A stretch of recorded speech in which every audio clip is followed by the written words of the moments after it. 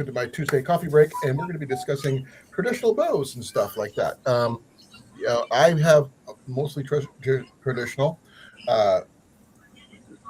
Jason's got a couple of different ones that I do not own, but they're still considered bows. That still counts. One is I'm not exactly sure. Yours is a compound crossbow. I have a recurve crossbow and a compound bow. Okay, the Recurve crossbow is technically traditional. It's modern. It's just modern. No, the materials are modern, but the style is medieval or traditional. No, it's modern. It's just if it has wheels, then it's modern. If it's just a recurve, then it's traditional. Doesn't matter what the trigger mechanism is. It's all modern. It's got the trigger, and I can put a scope on it and stuff like that. Yeah, it's got accessories. Yeah, it's not like the old one where you have to pull a lever to. No, but traditional is traditional, is what I'm saying. If it's got wheels, then it's not traditional. No wheels, traditional. Now, I'm going to be going through several types of bows tonight, as well as the accessories that I have to go with them. I do not have any of the modern trigger mechanisms or anything like that, or thumb draws for those thumb rings and stuff like that. I do know a couple people who do shoot that way. I recently met a gentleman who was probably 6 times better than me. And for anybody who knows the SCA, he was the Archer General for Palantir. If that should give anybody who knows the SCA any inclination how good he may be. Jason, you might have an inkling. But those have any questions? Hey, Plywood, how you doing, brother? Welcome to my channel. We're discussing bows and both traditional, things like that. I've got different styles, both takedown and fixed. I shoot traditional bare bow, which means you never guess what I just got. Another bow. No. Another air gun. I just got a text message from Pyramid Air. And guess what? They want to sponsor you. No. Guess what they're offering? What? Archery. Woo! Well, you knew that, though. No, it just now appeared. Just now. That is just coincidental or something. Yeah. Or I should say appropriate. Please forgive me, folks. It's still funny. Last few bites of my supper. Thank you, Plywood. Now, I have approximately, personal bows. 1, 2, 3, 4, 5, 6, 7. No, 6 one-piece bows, and 1, 2, 3, 4 or 5 takedown bows. Both longbow and recurve, both modern style and not. So, just I am a firm believer that whatever bow works, you can use them for both. I guess a personal bug out bag situation if you want to go that route, or you could use them for just takedown for going easy weight packing in and out for going hunting, or just simple exercise and recreation. I have done all of those things. Like I have also competed in the Iowa Games back in 2019 and won the Master and Senior Division for bare bow, which is at, was it 40, 50, and 60 yards, which is not easy. And I made the 60-yard bullseyes. I was actually kind of impressed with myself that day because I just did it to see what I could do. Now, bow arch to me, I mean, when I first started, I was what was the word for it? Stuck up about archery. I didn't think any bows that weren't traditional were bows. I don't think that anymore. Jason has 2 separate bows. He considers them both modern because of the materials and stuff involved, but One's a traditional style due to the fact that it is a recurve, but the accessories are not traditional, which is nothing wrong with that. He also has a compound. All the bells and whistles. As long as it works, it still flings arrows. Correct, Jason? Or did I lose Jason? I probably lost Jason. Oh, doesn't matter. You can still get a hog with either one. Yep. Or a deer. You can fling arrows. That's all. That's the big thing. Whether you're doing it for recreation or you're doing it for taking down game, doesn't matter. The techniques are all basically the same. I still have one more bow to add to my collection. The Airbow. I want to get the Airbow. I've seen that Airbow. I think it's really cool. Now, I do want to get something that's not technically. I did not. They call it a spear gun, but I consider it a variation on a bow anyway. I think a spear gun would be kind of cool. Though an atlatl technically doesn't count, even though it does fling arrows, literally. Hey, how you doing, Roscoe? Roscoe, how you doing? I sent out his stuff to his nephew yesterday. So he should be getting his stuff shortly because he's not too far from where I am. And the only reason that is because I didn't get paid until like late Friday. So there is that. Please forgive me. I'm not drinking coffee right now, folks. I know that's kind of a shocker, but I'm in the middle of eating supper. I don't drink coffee with supper. Now, I know what Jason has. I've seen him shoot. He's seen me shoot.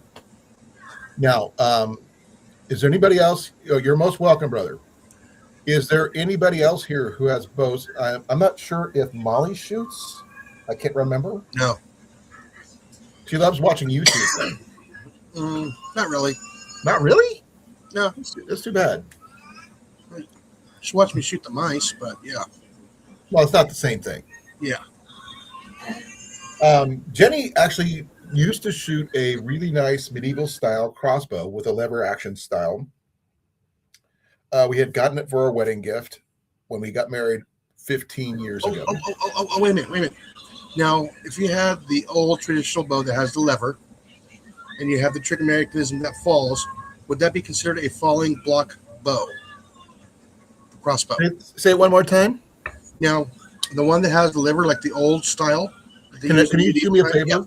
Would that be around where I can see your hands? Show me with your hands. I'm trying to see it, but I can't go by just your words. Okay, so I need you to show me your hands. Okay. Now, if you have the medieval ones, okay, right, with the long lever that drops. Now, what do you mean drops? Explain drops. Okay, when the trigger is released. Okay, considered a falling block crossbow. As far as I know, they never made those particular type because the lever type was a push rod style. Okay. I didn't know if it was a block that lowered and let the string loose. That was the like the rolling lock type style. Yeah, would that be a falling block? That's a rolling lock. No, that's actually what it's called, a rolling lock. Well, no, they got the falling block breeches for rifles. Well, this is similar to that. Yeah, but it's round. It rolls literally. It's called a rolling lock. That's a more. It is a medieval style. It's a little bit more advanced than your standard lever lock. Obviously, it's the next. It stages up. But yeah, I'm trying to make. I'm trying to make a funny. A what? A funny. Oh yeah, go right ahead. Yeah. But thing is, yes, you are very close. It's just the advanced next stage of the push. Basically, push rod was what I was talking about. What Jenny had, but hers was like a 65-pound draw bow. That's about what you were using on yours, right? Say again. Your crossbow is about 63, 65, somewhere in there. 100. 100. Okay, you're about more because it's more modern materials, obviously. Yeah. Okay, that makes sense. Oh, so yeah, I got to use both hands to draw that thing. Okay, so is it like a fiberglass prod or is it a metal one? Steel. Metal one. Okay. Mm-hmm. Hers was all wood. Completely traditional. Old school traditional medieval style. No, mine's just a skeleton. It works. I mean, one of those bows I'm going to be showing off in a bit is like that. As you It's well just know, my inexpensive. takedown longbow is that way. Yeah, Yep. it's just inexpensive steel. But because of its just simplicity bow wise, that's still considered a traditional bow. Doesn't matter what the material is. You know that, right? Oh yeah. Oh, by the way, nice for open sights too. Yeah. And the first time I sighted in, I went for like the 30 yards. It was dead on first shot. I didn't even have to mess with the windage or nothing. Just before or after you had it started having eye problems? Oh no, I still shoot left-handed. Okay. Yeah, I got.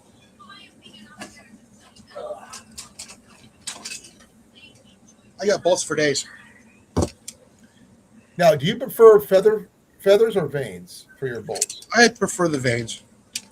I prefer feathers, but I have my reasons. Yeah. Well, no, they're easier to put on there. They're easier to work with. Well, you have the rail in there, right, with a hollowed out rail system in your stack? Barely. Yeah, I got the track. Yeah. Okay, that's the reason why. Okay, that makes sense. I got the 3 fins. Hey, Rob, how you doing, brother? I can probably get away with the 4, but still, 3 is plenty. Oh yeah, to keep it. I've made bolts before for people. It's not easy, but it can be done. I've got both 3 and 4 fletched. I do have some vane ones, but they're rare for me because they're just for little kids' bows that I acquired. I plan to give away to a. And I got these ones here too. Yeah, we can actually put a broadhead on. I do have a traditional bow for a young lady, but I have to wait to see if I can get a hold of her dad to give it to her. See, these ones are so short that I can't. Both are always short. Yeah, no, but I can't put a broadhead on here, on this one. You can. It'll hit the. No, Jason, mechanical ones, the ones that are collapsed. Yeah, I don't like those. I know you don't like those, but they still work. They still work. I have a couple of them, actually. Well, sorry. Let me correct myself. Ian has a couple. I don't personally own any myself. I use fixed broadheads. That's my personal preference. That's your personal preference too, which I know.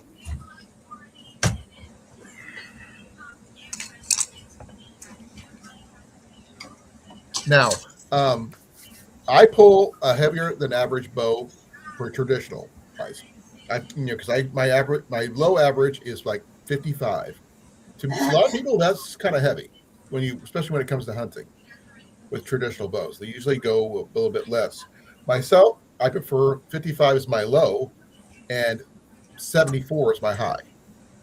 But that's for one of my longbows, which you'll be seeing in a moment. I do have a 100-pound one, but that one is more for demonstration purposes only. Now, bows, while some can cost hundreds, don't necessarily have to cost hundreds. I've got several bows. I got 2 right up here above my head right here that cost less than 100. That will both take game, and one is very packable. Jason's bow, well, he has a really nice case and everything. Not as packable, but just as deadly. Don't get me wrong. Oh yeah, that thing's set at 76 pounds. Yours is actually set a little bit 2 pounds heavier than my longbow, but I don't. He holds less than I do back when he draws. I hold the whole thing, but it's a matter of practice and technique. That's one thing most people realize. Yeah, but when those arrows hit the bag, you know it. Right, it thumps. I did see a couple of really heavy duty hunting practice targets today at Tyson's, but they wanted like $70 some for it. But the thing is, Ian and I could not pick it up. And I was trying to figure out how the heck would we get it home. But that being said, also arrows, types of arrows also matter. Whether they're aluminum, fiberglass, carbon, or just as I like prefer is wood. I do shoot them all because that's whatever arrow I can get my hands on, I will shoot within reason. I just don't prefer I prefer not using vanes wood or plastic because I don't like the fact that they are very unforgiving in people's shots. And also they don't like the heat very well, but they do withstand the wet weather better. Oh yeah, they have their places. Don't get me wrong, but I prefer feathers over vanes due to the fact is that feathers will bounce back pretty much no matter what the heat or wet or whatever. They do hold a lot of water though. That's the only They unfortunate. do, and I have shot in torrential downpours, but because of my skill, it didn't really affect my shooting much. I mean, I couldn't see very well because my water on my glasses, that kind of thing.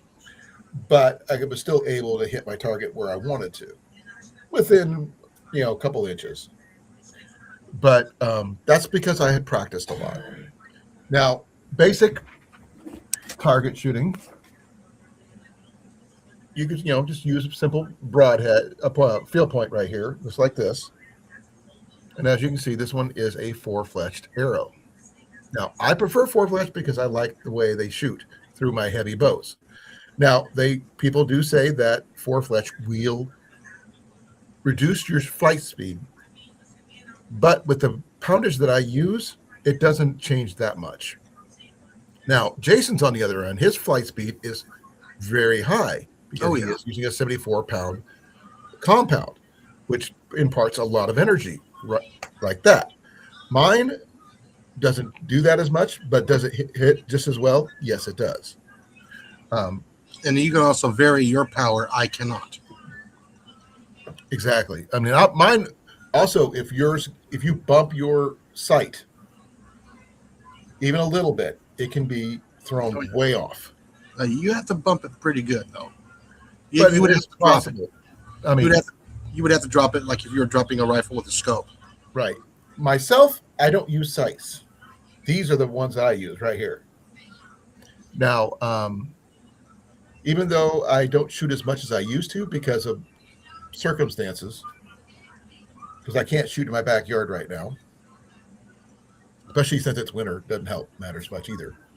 And there's no local range, unfortunately. I do practice my aim every day, and that doesn't take much to do. Those people who shoot slingshots are very similar in style when it comes to shooting traditional barebow, just to let you know. And sling bows, I still count, technically, because they are imparting energy through a string or modern day rubber, pretty much elastic, whatever you want to call it. I do make my own bowstrings, but right now I am at an impasse on doing that because of lack of proper string material. But hopefully that will change next year, which is coming up. Now, you got to show one of your bows. I will show another one of mine. This is going to be, I believe, this is my heaviest bow that I shoot for hunting. This is my 74-pound Black Widow longbow.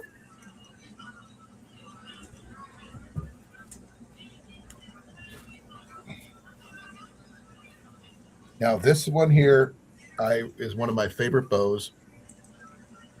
As you can see, there's the Black Widow. Let me go big here for you to see a little better. I should have done that with Jason when he had the crossbow out, so my apologies, Jason. This one here is called Autumn Gray. And there's the details. I'm sorry, but it's hard for me to show up and down on this thing because how long the dang thing is. But as you can see, it's 68 inches, 74 pounds at 28 inches. This is one of my more expensive bows, not the most expensive, but one of the high-end bows that I own. Being left-handed is not easy thing to acquire for me. So I grab when I can, wherever I can. This one here, I would use mostly for deer. Not maybe for turkey if I had to, but only on the ground. I do not do tree stands. Due to my position with my knee right now, I can't climb trees and get back down safely. So ground blinds it is from now on for me.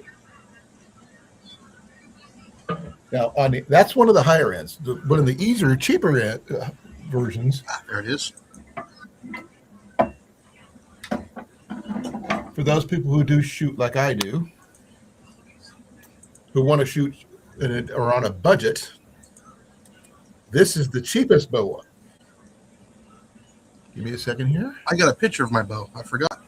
There's your bow. Let me expand that, make it a little bigger.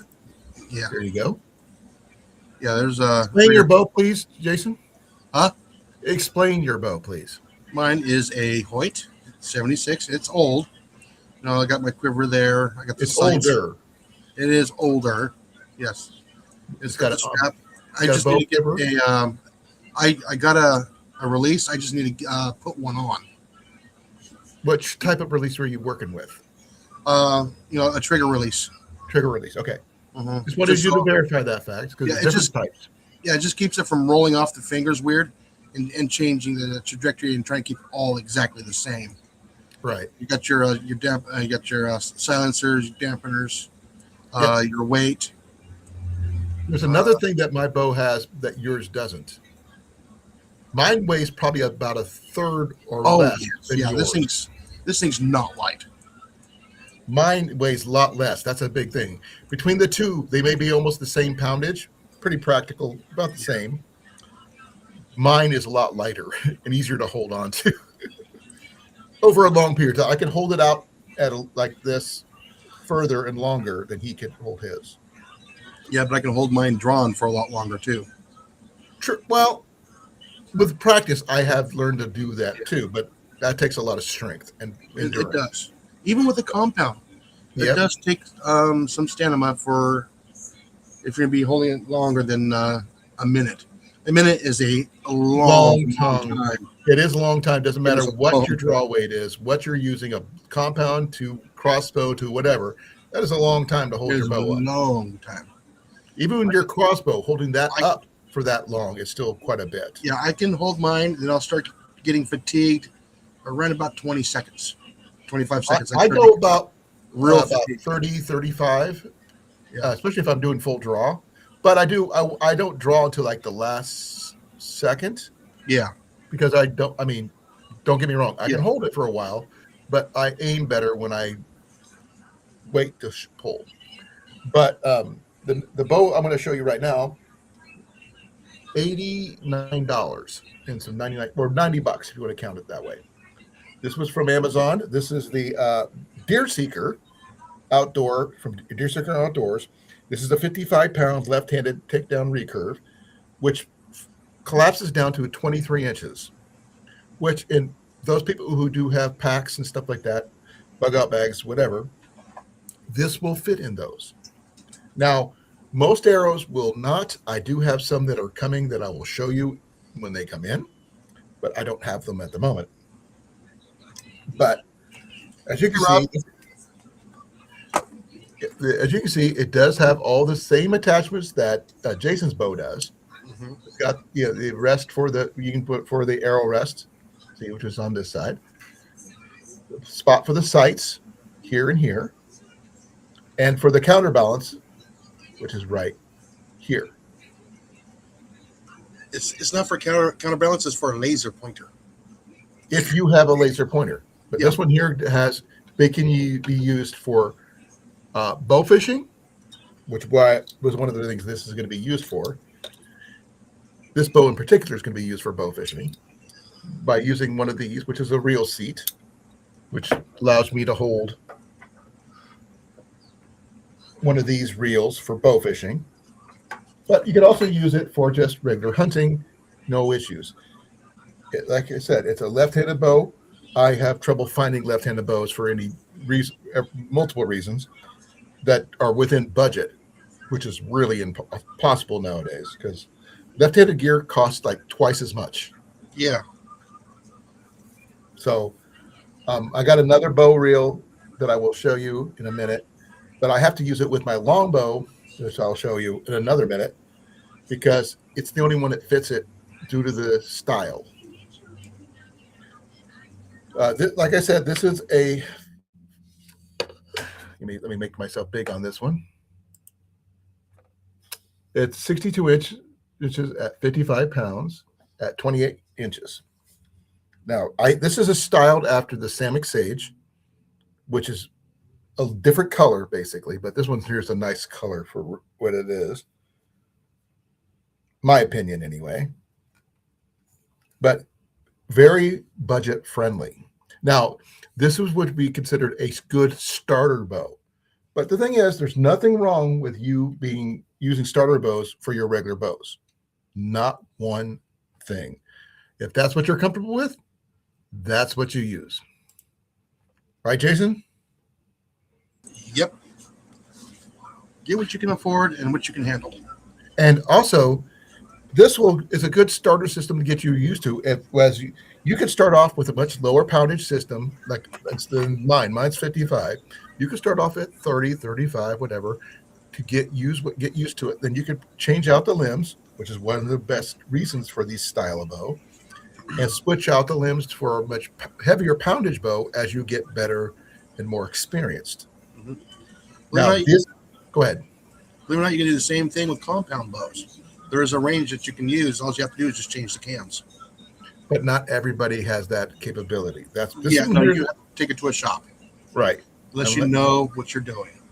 Exactly. You're going to need a bow press. The tooling. Yep. This one here is something everybody can do. Mm-hmm. You could just go online, order the ranges go from 30 all the way up to 60 pounds. You can get them in left or right-handed for about the same price. So I didn't go 60 pounds because I felt comfortable with what I'm doing, especially if I'm using this one for bow fishing. But you can get this one in right-handed, no issues, no worries. The reason I don't use my other bow fishing reel on this one is because the riser's too short. And it hits the rail seats, the limb seats right here on both sides, which doesn't work well. But this one here, easy to pack into your bag, easy to carry because it's very, very light, maybe 1 to 2 pounds, maybe a little bit more, depending on the case, if you add any accessories to it. But you can add all the accessories he has on his compound on here. You can add a bow quiver, you could add sights, you could add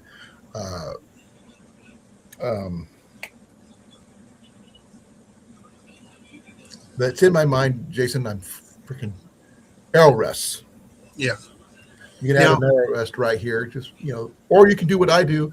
I shoot right off the shelf for bare bow, but I have not adjusted that for this one right here yet. But that will be in the future. If you're going to have a bow sighted in, take it to a shop. If you have no experience, it'll save you a lot of frustration and ruining a string. They will answer pretty much every question you have. And because they'll install the peep for you. They'll install the sights for you for a cost, and it'll save you money in the long run. Also, just for your information, folks, if you decide to make a bow into a bow fishing bow, you can use what is called a whisker biscuit. Basically, it's a round arrow rest with brushes with a cutout on the side. You can use that to it centers your arrow, but you've got to center your bowstring right after you do that because you got to make them match. But it'll help you loose your arrow more smoothly for the situation that you're using. Especially if, like I said, for bow fishing, it's pretty much ideal. I don't have one yet. That's in my list of things to acquire. Oh, and another thing, if you're going to have a peep sight installed, have them put in the knock rest on the string, so you can always put it in the same spot all the time. Now, there's several ways things you can do with something like mine. Mm-hmm. You can do a fingerless glove style, yes, which it does act like a knock brace, like you were saying, Jason. Basically, you put your fingers on it, and it allows you to pull it back, but it leaves a spot for your arrow to go. Yeah. That way, you don't have to shoot with a glove. Myself, I shoot with a shooting glove, which is my personal preference to do. As you can see, this one's pretty old, wore out. I need to get some basically baseball glove oil to finish this up and, maintain it. This thing is probably about 10 years old. A lot of archers. Oh my God! I just realized something, Jason. What? Because I lost the weight. They don't fit as well. It's a little big now. But it still should work fine. Yeah. Because finding ones that fit is practically ideal for anybody who shoots for fingers like I do. Now, there's other style of draws that you can do.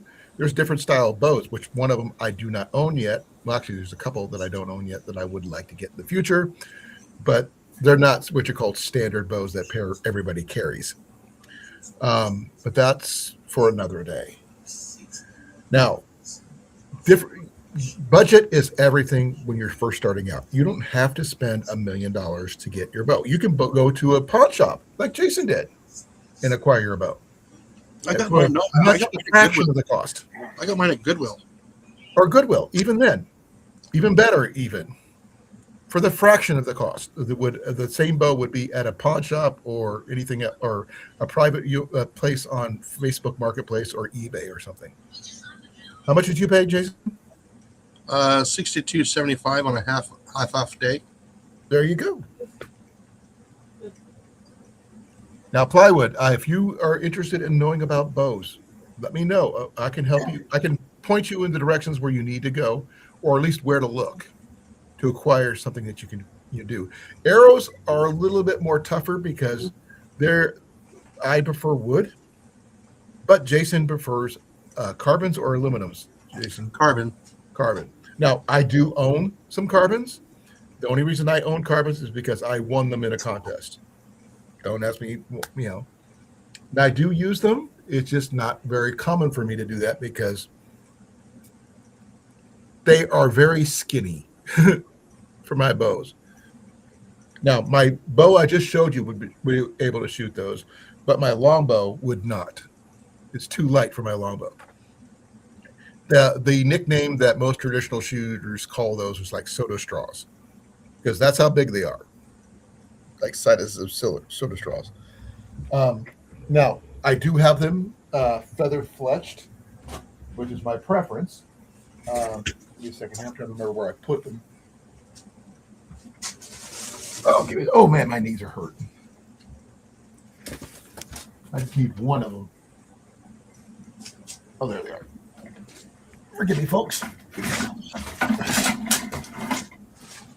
try not to cut myself when I do this.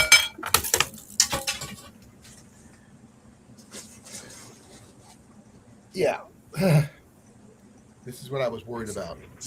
I didn't want to get stabbed by that thing. I have them up for a reason. Now, this one right here is a wood shaft, just to let you know.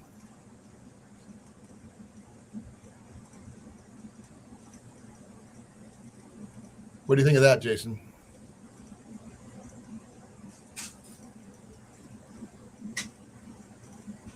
Oh, he's not listening. Jason, are you there? Yeah, I'll be there. Okay. The ones I was explaining to you, let me do something here. I got to move some stuff out of the way. Remember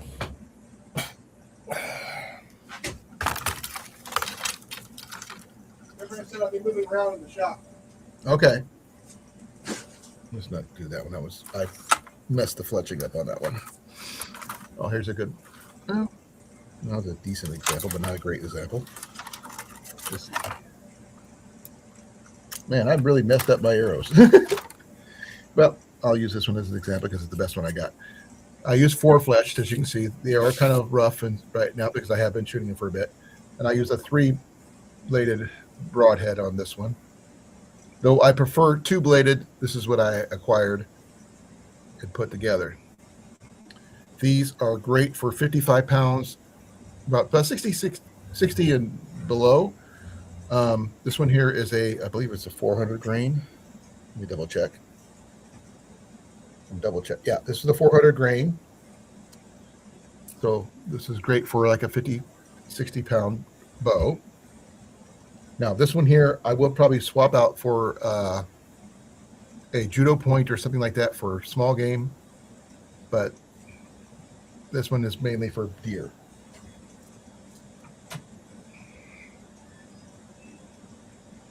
Yeah. A lot of the other ones are, this one's, I got 2 other ones right now. I got another one here somewhere. Just can't remember where I put them. It might be in my other quiver.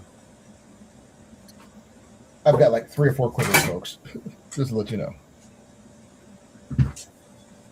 So, any questions so far from anybody in the chat? Please let me know, because I can pretty much answer most of your questions. Not all of them, but I'll do my best to answer all of them, as many as I can. I do have everything from the modern ones to a medieval style, broadhead style, as you can see here. Now, this is just one type that I have, not all. But I do have to refletch a lot of arrows. I have not had a chance to purchase new fletching glue because my glue dried out. And I do have the feathers for all these. I just got to get them done. Because as this one here is a plastic broadhead. Blades are metal, but the shaft itself right here is plastic. Is it sharp? Oh, yes. Will it work? Oh, definitely. Just needs refletched. Plywood. What are you looking for? Are you looking for a Longbow, Recurve, Takedown, one piece, fiberglass wood? I actually have a friend of mine who's a bowyer. I actually have several friends of mine who are bowyers.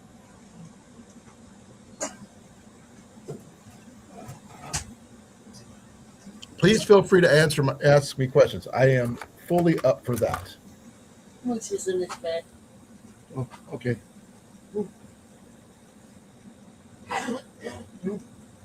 You okay, Jason? Yeah. Okay. Molly was telling me that Moocher was in his bed. Okay. Now, like I was saying, Jason, there's different style. I mean, I've got the plastic style broadheads like this. This white part here is plastic. It's just a little oxidized at the moment because I don't use this one very often. But the blades, the bleeder and the regular blade is sharp as nobody's business. Mm-hmm. Okay.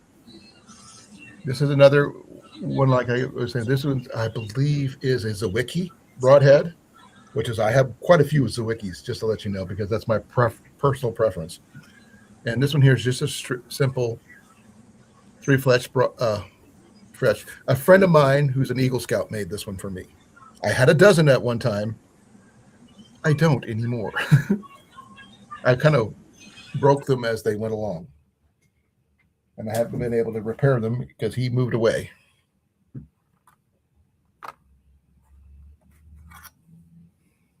Now, if you're shooting barebow or using compounds, technique is pretty much the same. Most people don't realize it's not about strength. It's about technique. With proper technique, you can pull a heavier bow. It doesn't take much. It just takes practice. Practice and practiced good technique can outweigh strength any day. Though the modern compounds do make it a little easier. Not as much, because it's basically, in my opinion, please forgive me, Jason, like using a laser pointer and just pulling a trigger. Yeah. Which, by the way, they do make laser pointers for bows. There is such a thing. Just won't be ever seen on one of my bows. Yeah, it just tells you you're going to be in the vicinity. You have to learn your yardage. Exactly. Because just like, firearm, or an air gun, Exactly. you're gonna have drop. But the thing is, if you have good hand-eye coordination, it helps. Yes. And plywood, if you can hit something with a slingshot, you can hit them with a bow. Now, I do have other. Oh man, I've got quite a few different styles. I don't have a lot of matching arrows, just to let you know, because I have a very wide selection from parabolic style fletching to shield cut fletching. Yeah, this one's pretty ratty, by the way. But as I said before, I am more partial to real feathers over vanes. And by the way, vanes they have their uses. Don't get me wrong. Just not in my repertoire at the moment. Now, are you left or right-handed, plywood? And Roscoe, if you're still here, keep me informed when your nephew gets the package. I would like to hear from him what he thinks of it. And don't forget to remind his parents that it is coming from you, but I'm just mailing it directly to him. Now, as I was showing earlier, this is an aluminum arrow, but with feathers. Welcome back, Jason. Welcome back. Welcome back. Welcome back. Welcome back. This is another Zwicky style. But this one has feathers, which is not common for most modern arrows. They generally tend to use vanes, like Jason does. Now, is that his personal preference? Yes. Also, nocks change according to styles too. Right, Jason? Oh, yeah. I personally like this style, snap-in style nocks, as you can see. Mm-hmm. Jason, I believe. I like those ones too. Well, there's it's this. What I was trying to show you is see the ends of the mine. They're kind of flared out. Not all of them are that way. I've got nocks that more snap in, as you can see right there. And then don't forget about your Illuminox. Illuminox I do not have. Those are mostly for carbons. I have not seen them on wood or aluminum, but doesn't mean they're not. It's just that I have not seen them. They're kind of cool. I like them. It's easy to retrieve your arrow. Yeah, it's nice to retrieve your arrow. Now, I will show you the disadvantage of shooting well. This is what happens when you shoot too well. Now, as you can see, it's a broken knock. This is one of my blunts for hunting. I've got to replace this one. But I have to get some more glue before I can do anything about it. Bondo. Everybody has their personal preference. I prefer... I'm teasing. Well, no, not kidding. Some people do use what they use. Some use it's like a super glue style. Yeah, Some use... You can pick up the fishing rod eyelet glue, which will work just fine. Yep. You know what's nice about that? I would suggest not using super glue, though. Yeah, no. Because it's hard to get off, and if you need to replace a knock, like I have to, it's hard to replace. Now, some people even use ferrule tight. Now, is it your standard thing you use? Not really. Usually use them for tips, not knocks. But fletch tight works just fine. I use an index knock style generally if I can. As you can see, that's what the little this part here. As you can see, this is a really, really nice set of arrows.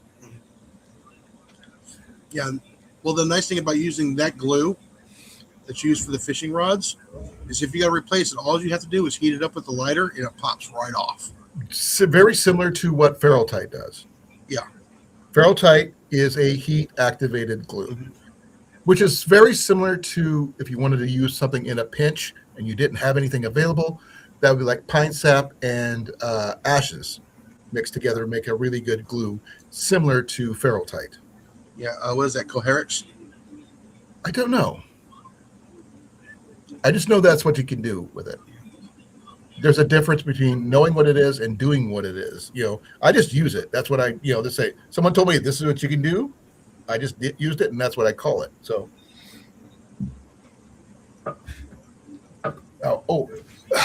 give me a second here. This next arrow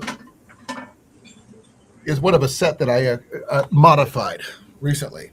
I discussed this one last week, I believe. This is an aluminum arrow, kind of obvious.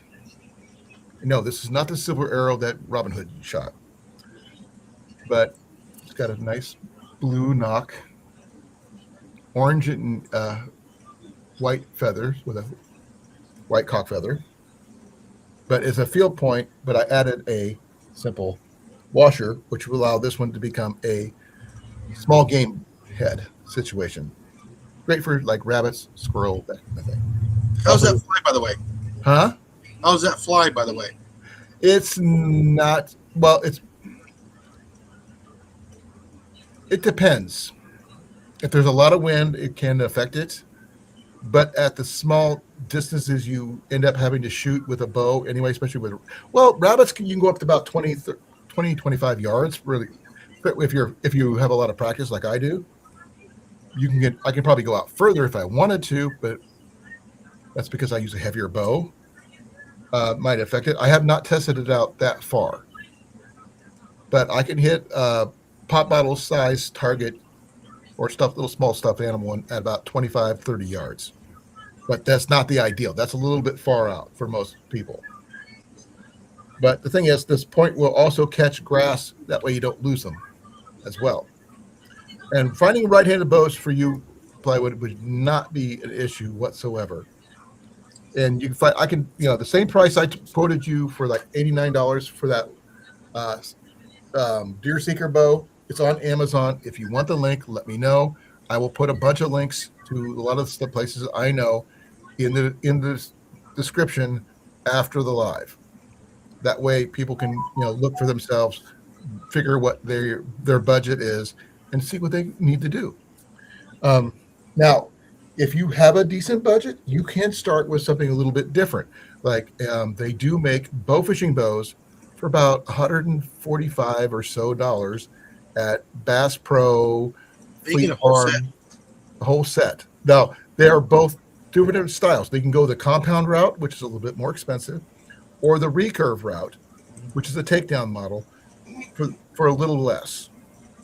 But there are complete setups. You get the reel, you get the bow, you get the arrow, everything all set up. Left-handed models are somehow reasonably twice as much, which really torques me off, but that's my personal pet peeve.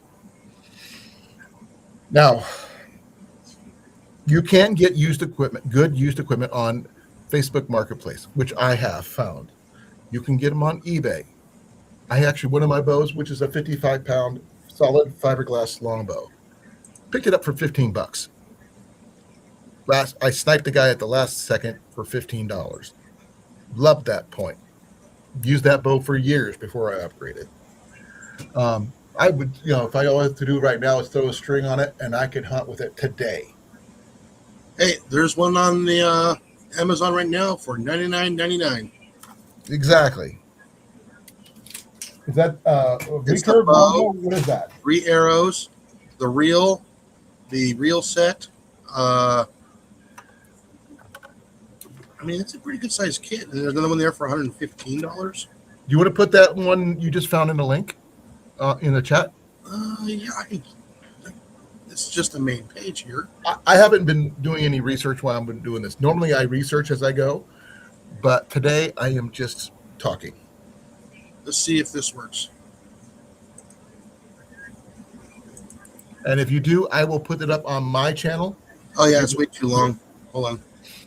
Or you can just, try to add it, share it. which would still work.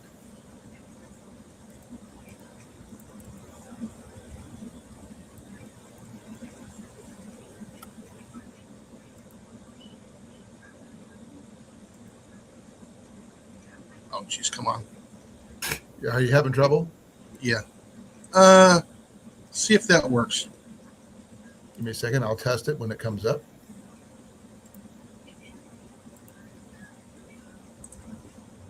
Okay, you put the whole list on there. Yeah, Are you talking about the one for the spider takedown or the other one? I just typed that in, and that's what came up. So Oh, okay. that's the first page. So the first page, you can look right at them. Instead of each Okay. individual one, it takes you to that page that has it all.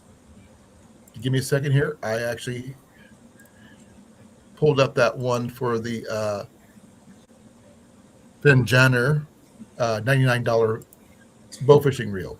Mhm. Now, for those people who need to know, 30, 40 pounds is perfectly fine for fish. And depending on what case you're using it for, you could use the same bow for taking down small game, such as rabbits and squirrel as well. You don't need a high pound bow for that. And also, Go ahead. be careful of where you're bow hunting your fish. Make sure you're not in a creek that's full of boulders. Also, non-game fish in most states are not allowed. I mean, like no bass, no game fish, No trout, nothing like that. Yeah, We're talking like carp. We're carp and talking gar. gar. There's probably a couple others that we haven't considered. Asian carp, I believe, are on that list. I think you can even do snakeheads, I think. Steakheads, I believe, are allowed, are open too. I'm not sure. Check with your local laws.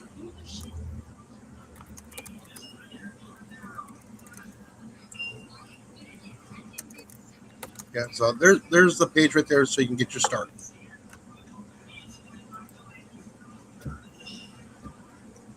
Now, here's a basic overall view from AI and everything.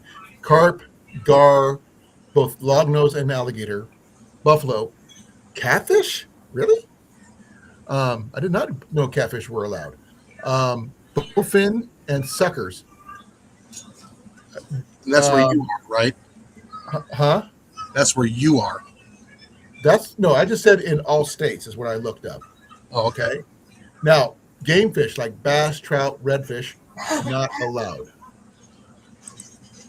Depending on your area. Common legal targets are common carp, big head carp, silver carp, grass carp.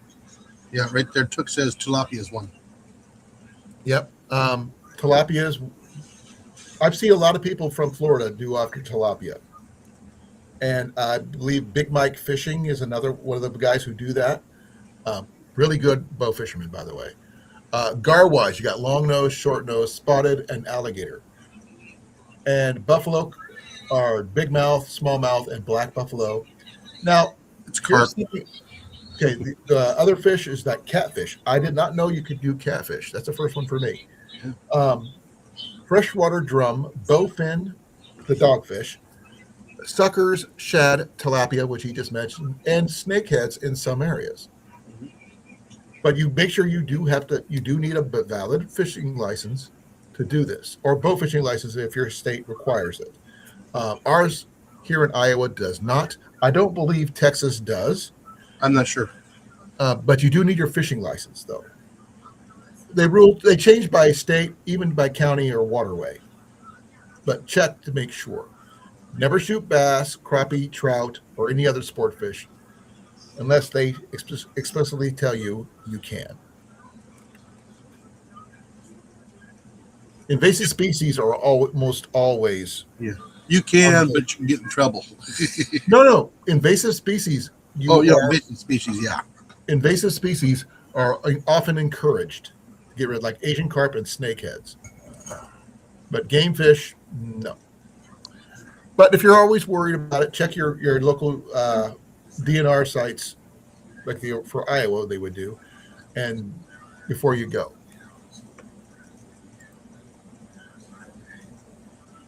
How you doing, Doug? Thank you for coming. I really appreciate it. Chuck, how you doing, brother? Thank you for coming. Now, I don't know. Doug used to be in Florida, but now he's in North Carolina, so he's got to learn a whole new set of rules. Yeah, he's not in South Florida no more. He's not South anymore. Yes, bud. Went to bed. Okay. What's up, Ian? Not much. He's wearing his Christmas present. Ah, It's a REI puffer jacket. $10. Normally they're like 150. Yeah, but no. Thank Mom for that. Also, One. invasive species is carp. We already wrote it down. Yeah, and other stuff. Isn't snakes also labeled as invasive species? We already mentioned all that. Yeah. See, he knows. He doesn't have all the gear I do, but he's got a lot of it. I have some stuff I've stolen from him. Most of his stuff he acquired from me. No, not acquired, stole. There's a difference. Acquisitions 101 is still stole. Right, Jason? confiscated. Acquired is, the in my I family. have paid. I- Forgot this. He doesn't keep that here. Only if I roll for you. Yeah, you need to keep it on you so you can roll. I rolled a 2. I didn't get you. Get out of here. Okay. Now, styles of quivers also are different according to style, preference, and whatever you're using them for. Jason, as you saw, his compound bow has a bow quiver that's attached. Mm-hmm. I, myself, use a back quiver, but some people might prefer a hip quiver, or a pocket quiver, or just throw some in through a belt, through their 3 arrows through their belt, whatever. You can't play by your own rules, Doug. You get in trouble that way. And you make the rest of us look bad. Oh, I was going to show this. I forgot. I didn't even do that. This was the bow that he was talking about earlier. That's plenty. Huh? That's plenty. That's more than plenty. For a beginner, oh yeah. Yeah. Now, the reason why I like my takedown models, like I was mentioning earlier, I can get a takedown bow for less than that, but I can get it in any poundage I want. Now, this one here comes with all that, which is a bonus.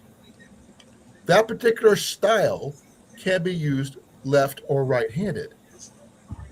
Just to let you guys know. The bow is just a bonus.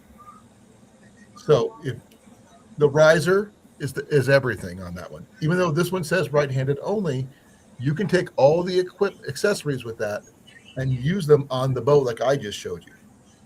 Because that bow is an, let me show you here, if I can zoom in here. Oh, I hate it when it does that. See right there, Jason? Yeah.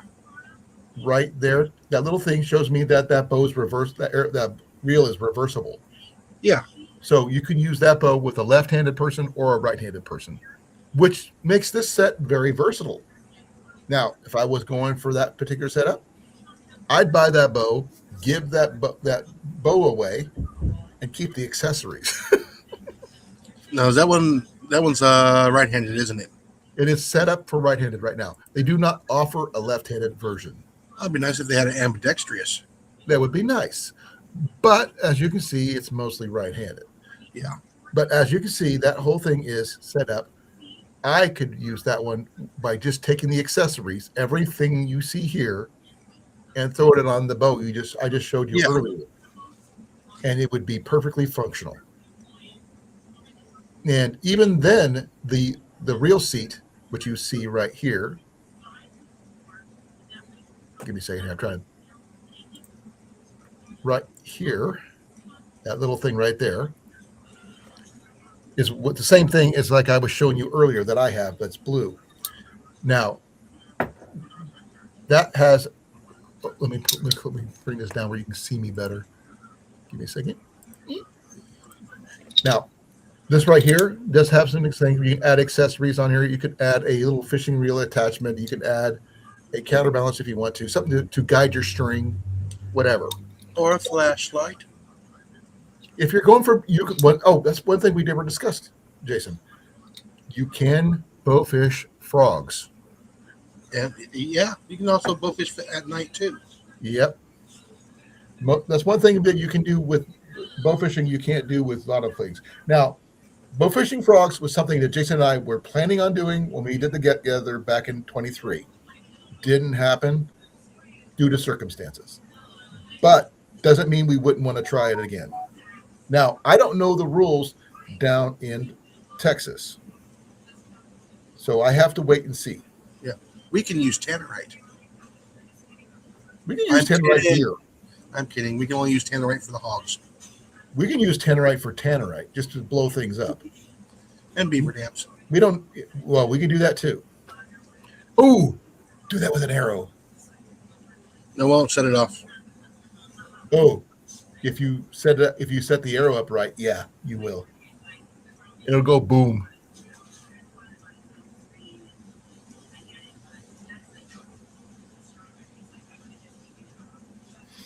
Yep, it's perfectly fine there, Took. So Took's the only one from Florida right now that we have to, who's got the expertise to do that right now. Doug doesn't count. He's ex-Floridian. He's been excommunicated from Florida. He loses his Florida man status. But I think, huh? Cecilia. Hey, Cecilia. Thank you for coming.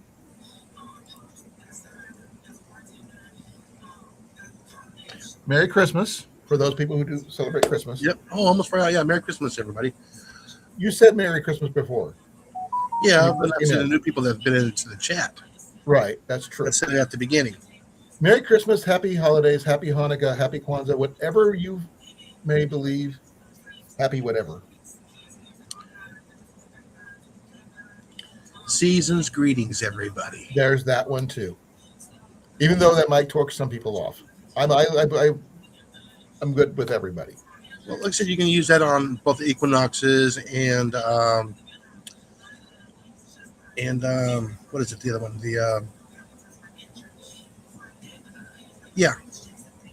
This is a change of season. Season's greetings. Well, Took, if next time you get a chance to go bow fishing, let me know. I would love to see a video of you going bow fishing down there.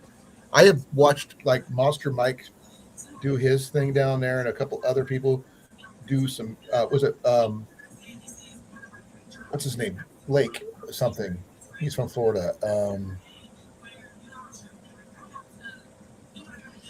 He's a major fisherman from down there. He had a cancer scare a few years ago.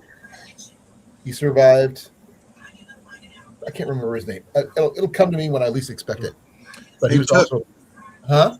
I said, Took, where I used to work, we used to have like tilapia so big they'll cover a 10-inch dinner plate. Oh, let me correct myself. There's two other people that I know from Florida that we have. Jake Diamati and Jigging with Jordan. They both do stuff down there. So they both bow fish and stuff like that down there all the time. So there's that. But I think bow fishing would be a good, easy way to get practice in. Put food on your plate, as long as you're not allergic to fish or don't like fish like certain people. That's not you, Jason. No. I'm kind of not saying Foxhead Outdoors. Oh, I'm allergic to the puffer fish. Everybody's allergic to puffer fish. Yes. And you're also allergic to the tiger fish. In the lionfish? The lionfish, that thing, yeah. There's parts of it that are easily removable from them so you can eat them. Well, Took, just to let you know, I've got a bow here. I can carry on a bus and no one would know.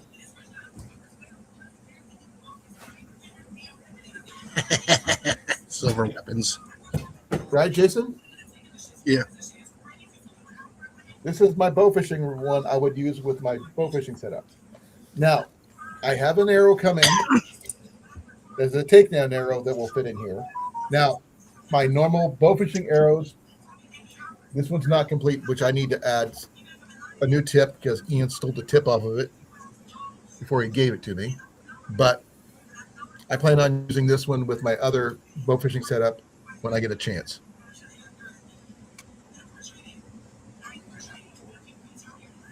That's cool. Is that the Deerseeker, or is that the one we just showed you? Took which one? But the Deerseeker, to let you know, is just is a knockoff of the Samick Sage, which came out a few years ago. Which I have one of the originals, but it's still a beautiful bow. I actually like that one very much. It's on my list of bows I'd like to use. Okay, Deerseeker is a really good, reasonably priced budget bow that you can do a lot with. You can use it for bow fishing. You can use it for hunting. You can use it for just whatever you want. Now, I'm not setting this one all the way up because it takes a little bit of a process, but this is my Takedown Longbow. This is a 55-pound bow. This is anodized aluminum. This one is actually probably comparable in weight to your bow, Jason, because of the anodized aluminum riser. But the boat fishing the limbs are solid fiberglass. This is a 55-pound draw. I don't think they go. I think they go up just 5 more pounds on the website, but I stuck with a 55-pound model. But this one also has all the same accessories. Allows for all the same accessories. This right here is the setup for my bow fishing reel, which is reason why these are on here right now. Because this is the one I use for my other bow fishing reel, which is the bottle reel, different setup. But this one has all the same attachment points, everything else right here. Now, this one here is also shorter than the Samick and the Deerseeker, but heavier. Now, this is not the standard carrier for this one because this one didn't have one. This is something I found. I'm going to be adding a strap here where I can wear this on my back, which would be my quiver as well as the holder and everything else. That's in the future. And when I get to that point, you guys will know because I will show it off. I'll be very proud of that.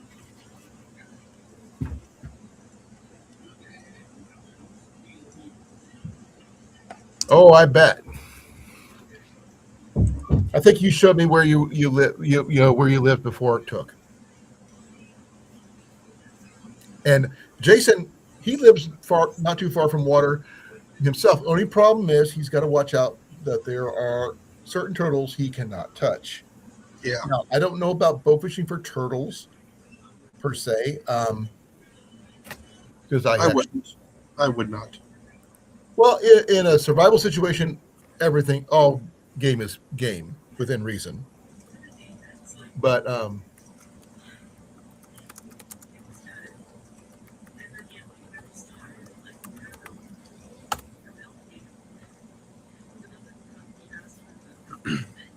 nope, no turtles, no paddlefish, and other things.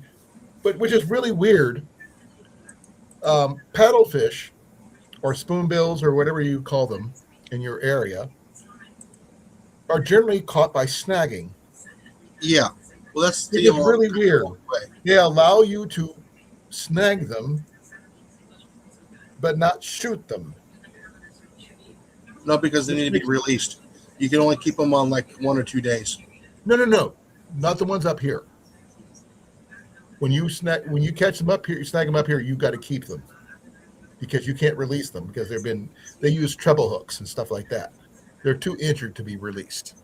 Now, turtles, on the other hand, they're off limits altogether. But you can catch them by hand or by hook, which is really weird. Let's see if this works. What are you trying to do, Jason? There we go.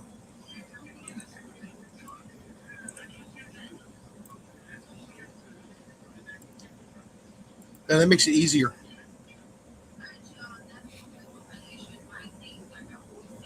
This is that air one, right? This is one of the Airbows, yes. Give me a second here. I'll share that one.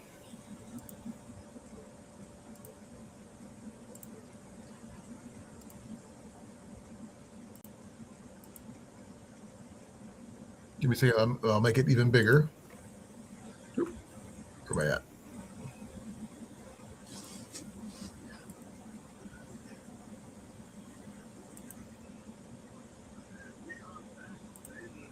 Okay.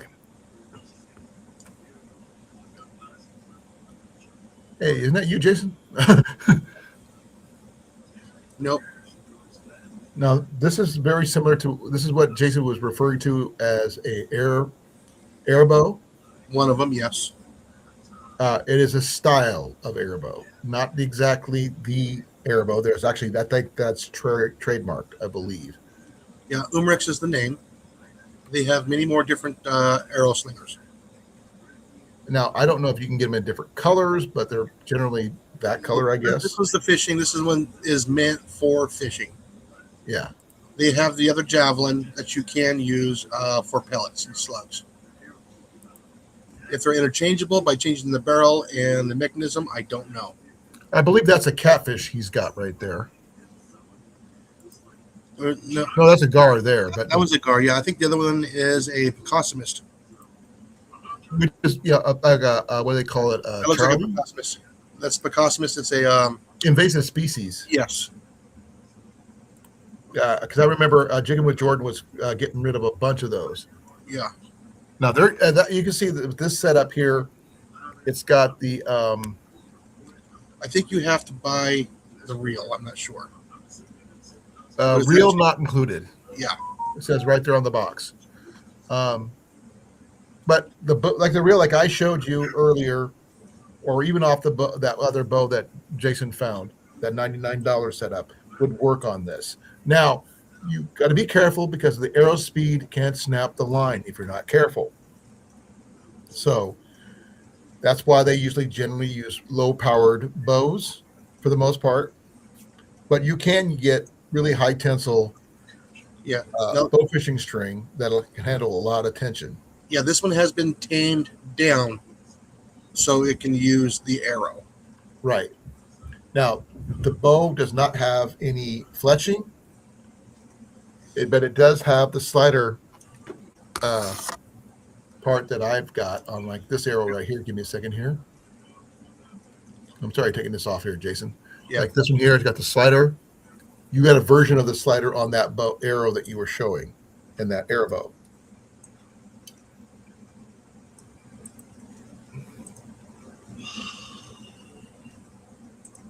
Oh, yeah. I was watching a Jigging with Jordan episode where he was getting invasive species out, and he did not get in trouble for getting like dozens of those things out of this little waterway. He got in trouble for being on somebody's land, moving the invasive species without permission. He didn't get in trouble because he understood that it's what he was doing. He didn't. The waterway was not marked because it was right off a public highway. But he pulled off probably about 2 to 3 dozen out of this one little area. Now, what do you do with them? I don't know. Can you eat them? I don't know. I just know that they're armored up to the gills. No pun intended.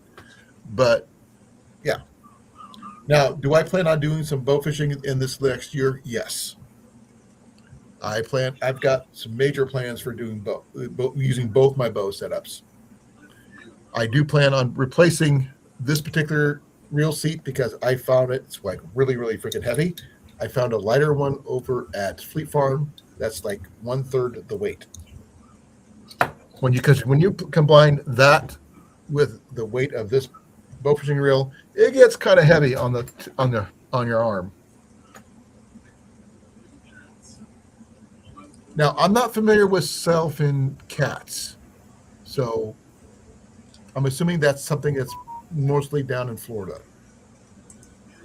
They do have dogfish, or what are they called, bowfin, up here, but I don't personally have never caught one or even seen one where I'm at. Okay.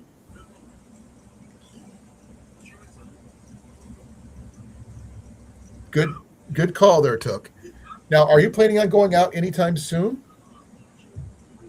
Because your weather is a little bit more reliable, the exception of hurricane season, obviously, than I am right now. And Jason, yours is the same way because you're a lot further south than I am. Yeah. You don't get the freezing weather that I do. There we go. Okay. That one went through. That Which is one? going to be, that's for the Air Saber. Give me a second here. Okay, I will put that one up on the screen here. I actually like the look of this one better. Yes. It's a little cheaper than the other one, I think, isn't it? This one is actually for hunting deer and hogs. You can do it with the other one.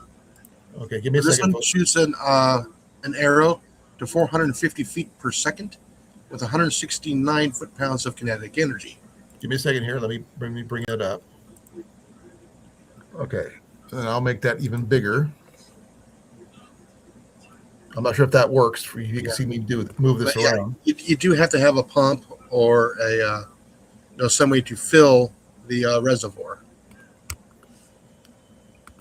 Now, these things can get expensive. Don't get me wrong, because it's the accessories that you need, like you mentioned before. You do Yes. need a pump. I did notice something really infrastructure. nice on the other one. Yeah, I call it infrastructure. Huh? I call it infrastructure. So you Well, need the other one actually had a gauge. Yeah. On the firearm itself, on the bow fishing. Yeah. Bow gun. Yeah, I would not use this one for fishing. Way too powerful. This would be more for hunting. Yes, this is for your deer, hogs, coyote. I would say even up to elk. I would say maybe bobcat and maybe some mountain lions if you're depending on the case. No, there's guys who've taken bear with these. I don't know about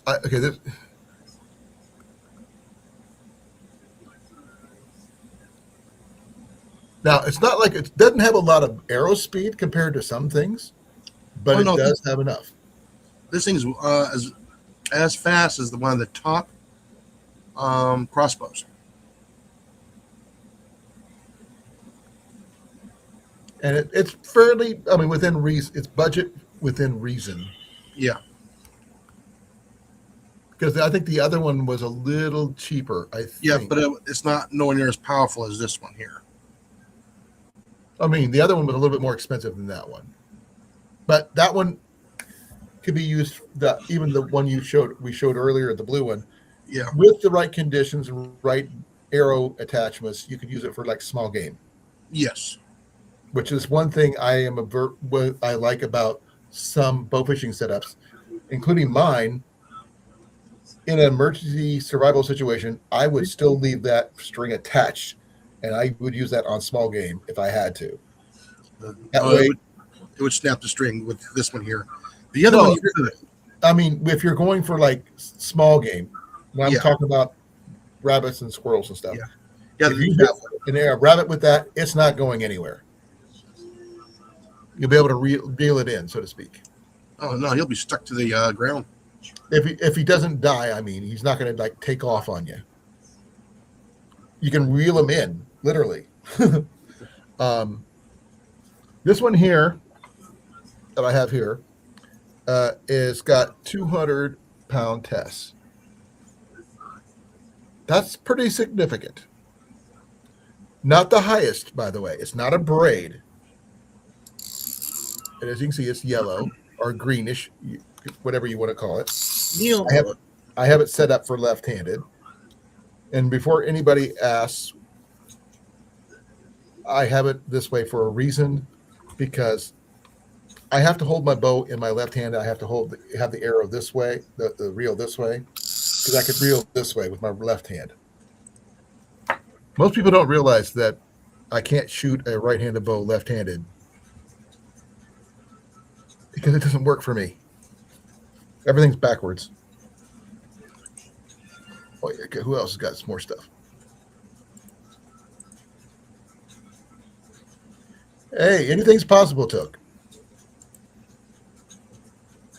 Now, can you use other methods that are the sling bows and stuff like that? If you watch Dave Canterbury, he has taken deer with a sling bow. For those people who shoot with slingshots. Now, would I probably do that? Probably not. I don't feel comfortable with that kind of system. But I would stick with these 90% of the time. Now, would I use a crossbow the other 10%? Probably, because I know how to use that system too. But budget is everything, as I'm saying right now, because you don't have to be expensive to take down game or just have fun. If you want to do it for fun, you want to do it for exercise, it is all those things. And with a certain reason, I have restraints where I'm literally 2 blocks from the police station, and they kind of frown upon that where I live. I literally have houses everywhere I turn. I don't have a way to block off an alleyway or anything where I live. Be well, Plywood. Thank you for coming, brother. I really appreciate it. If you ever want help with getting a bow, let me know. I've been teaching for over 20 years, so I know pretty much a lot about traditional styles. Compounds, not so much. But thank you for coming, brother. I really appreciate it. Now, any questions? Feel free to ask. This is a question and answer period. And Merry Christmas there, Plywood.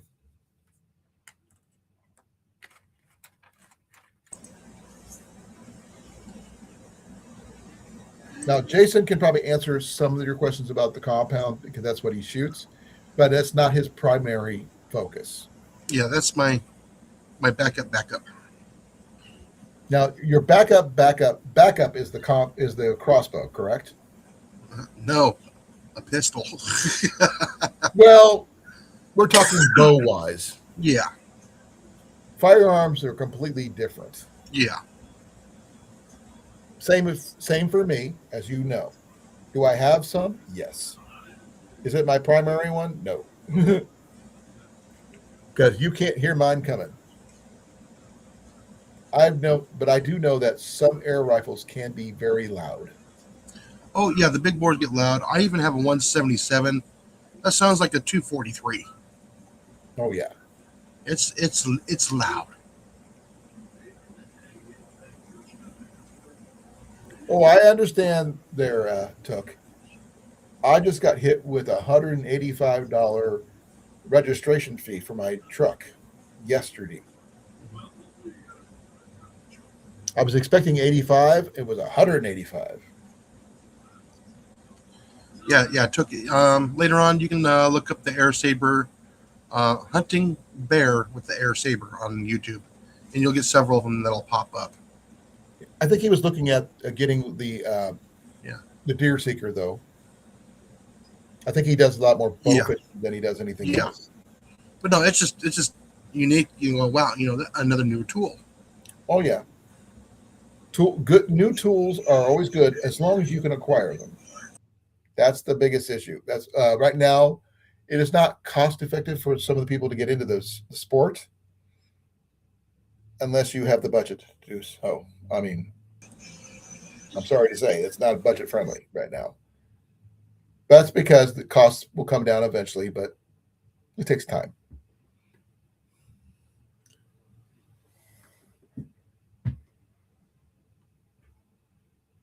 Now, I may be doing a bow giveaway in the future. Who knows?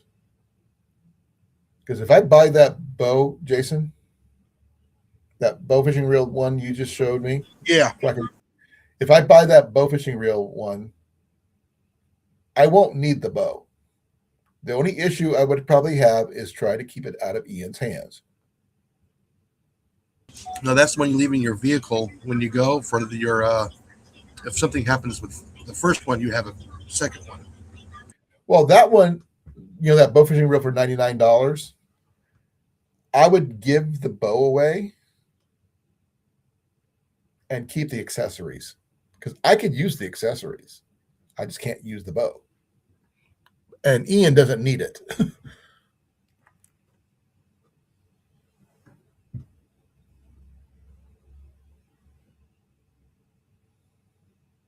Oh, I can understand that, Tuck. But remember, you got to process all that meat. And you got to haul that stuff away. That's going to be heavy. Mm-hmm. Unless you've got a way to process all that. That's a waste. Yeah, Took was probably watching Keith. Probably. Mm-hmm.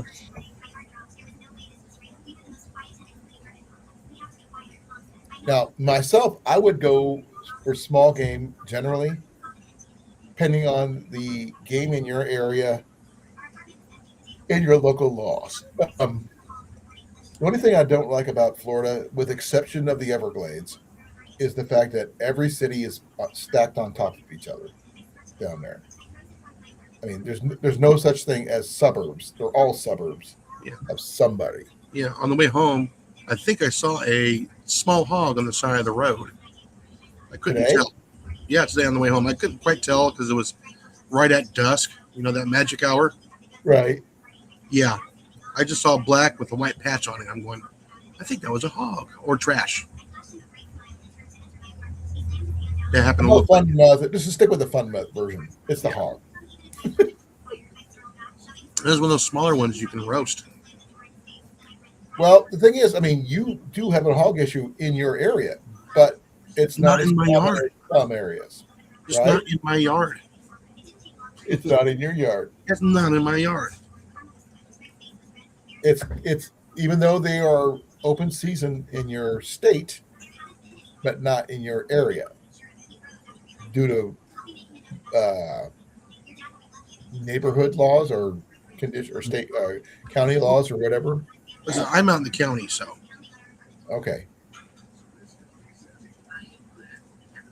I'm lucky enough I'm in a state where, you know, if it comes down to it, I can't slide the door open for the back door, step out and harvest a deer.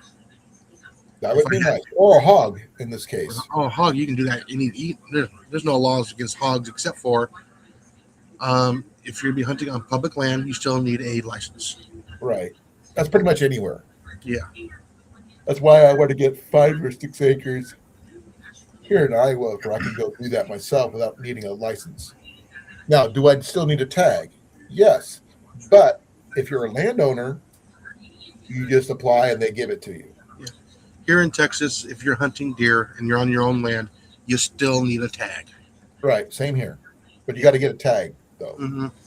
But they can't fine you for shooting a deer on your own land. They just get to give you a tag. They automatically give you a tag. No, that's because they want to keep count.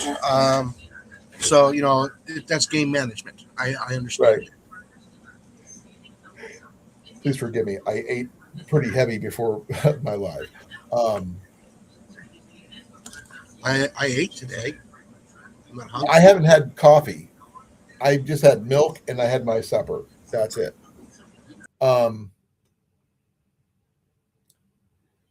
Basically, I think you should choose the bow that suits you within your budget. Now, that doesn't mean you can't upgrade as you get better, which is why I like the Samick so much, or even the Deerseeker. Same reasoning. You can grow. The bow can grow with you, and with enough practice and patience, it won't cost you an arm and a leg to get fairly decent with it. Now, you're not going to be sniping hogs at 100 yards or anything like that, but 50 yards would be more than probably. That's a poke. That's a poke at 50 yards. No, that with my smaller bow, that would definitely be a poke. With my heavier bows, there'll be more than a poke. But that's because I practice with what I got. Like my 74-pound would be almost enough. My 100-pound would definitely be enough. At 50 yards? Oh, yeah. Yeah.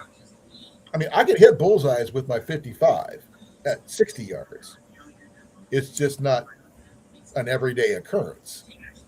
Yeah, you got to remember vicinity, but not bullseyes. You got to make sure that arrow is going to be lethal. The penetration is what you got to worry about. Which is why the heavier bows excuse me, would be the reason why I would use those for that particular purpose, not my 55 pounders. Those I'd rather use the 74 pounder, or even my 65 pounder for anything out to 40 or above, because that's what they're designed for. I've got a 65 pound Recurve that shoots beautifully at 35 yards, which is pretty far for most people, especially when you're taking down a deer. And stalking a deer or a hog, well, I wouldn't want to do a hog, that's a little close,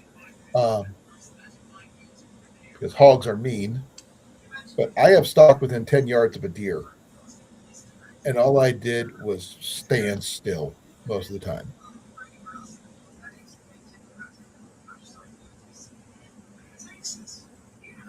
I get that there, Took. They do. I'm actually. I don't know about hogs here in Iowa. Yeah, it's just if you're on public land or a hunting lease that you actually rent, you have to have a license for the hogs. If you're on private property with permission, you don't need one. Okay. Hog hunting in Iowa is permitted year-round, but is primarily conducted on private hunting preserves because the state's wild feral hog population is extremely low, estimated fewer than 1,000 animals. Yeah, you don't want it to get out of hand. Right. Now, do we have feral hogs? I mean, Yeah, you got them. You got feral them. pigs, I should say. Feral pigs. Yes, we do have feral pigs. They're all the way up in Canada. No, they're in Iowa, actually. Because remember, Iowa has 7 hogs per person per state population. Yeah, no, I'm saying they have the wild hogs up in Canada. Oh, I'm sure they do. They do. But Iowa is extremely, for the wild hog themselves, are southeast Iowa and extreme southwest Iowa, both extremes in the corners. But wild pigs, on the other hand, are pretty much statewide because we have so many pigs in Iowa. More than a few escape every year. And it doesn't take long for them to get big. Now, I'm going to try to check something here.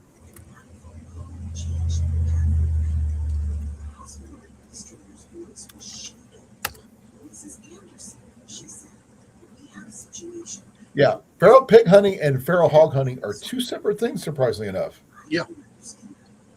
And feral pig hunting is encouraged for population control. No special license or season needed. Just a general hunting license with habitat fee. You don't even need a license on your own property if you're a landowner. You can hunt them year-round on public lands where allowed or on private land with permission.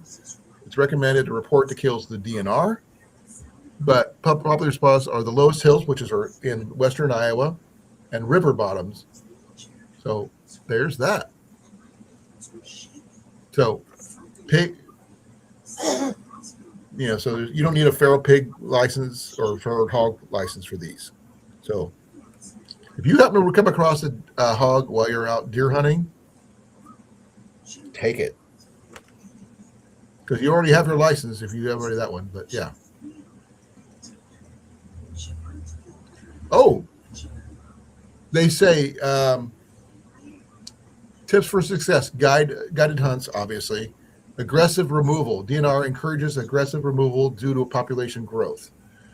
Following other pigs and collaring a Judas pig, one with a GPS tracker, can help track sounders, groups of pigs. Yeah. And in essence, you treat feral pigs as a nuisance animal that need to be removed aggressively. Just got to follow general hunting rules, and you're doing Iowa a favor. Plain and simple. Now, they did the same thing with groundhogs a few years ago. They actually had a bounty on all groundhogs because they were getting extremely being nuisances everywhere in the state. And especially to insurance companies. well, not just insurance companies. The local fairgrounds had a $20 bounty on them, but the DNR had another 10 on them. Oh man! So I would turn it into this thing, into the fairground, showing here's one, see. But then I'm going to take that same one and take it over to the DNR and say, hey, here's one here. And here's a really good thing about it: groundhogs are tasty. Just saying. Jenny and I looked up many recipes when we found out there was one in our backyard, which I got explicit permission to hunt if I ever caught him when I had my bow out. Generally, unfortunately, he was always out when I didn't have my bow available,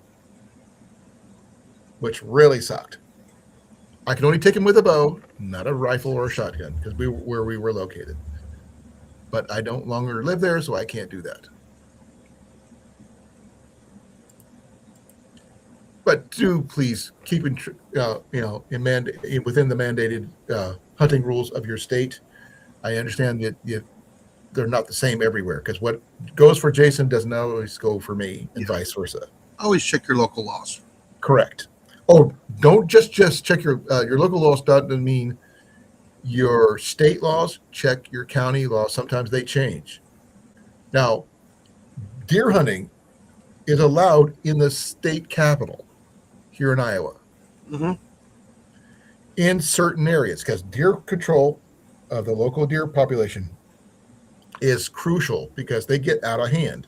So they actually have bow hunting seasons within the state capital, because there's so many freaking deer.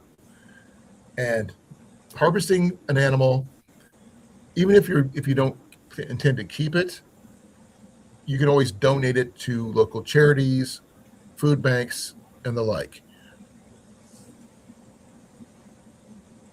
I understand that, and I don't want to lose you don't want to lose your gear either there, Tuck. Yeah. That's another thing. You don't poach. But just remember to shoot within your means. Practice safe, ethical hunting if necessary, or bow fishing, same reason. Now, it's not to say when you're bow fishing for something, you hit something you weren't planning on hitting. That happens. But I'm not sure what the rules are when that happens. No, it's know your target and what's beyond. No, well, sometimes, let's say you're in the murky waters, you see a grass carp, right? Yeah. But below that grass carp in the murky water, which you cannot see, you hit something you're not supposed to. Yeah. That is a probability, but I'm not sure what the rules are for that. Because I know there's where grass carp exists, other species swim too. Mm-hmm. They're going to say you got to know your target. I mean, you got to have to identify it. You can't miss a grass carp. They're freaking huge here. Yeah, you can still miss them. But the thing is, no, I'm saying if you hit it and you go through it. Oh yeah. And sometimes you hit something you weren't intending. Doesn't matter if you hit your target. You hit your target. Great. You don't get one fish, you get two. You get something like a bass or something. Not totally trying to. It happens. I don't know what the rules are. Huh? Collateral damage. Well, I mean, if you're planning on eating it anyway. Yeah. But with it, as long as it's of size. But I didn't know catfish was allowed here in Iowa.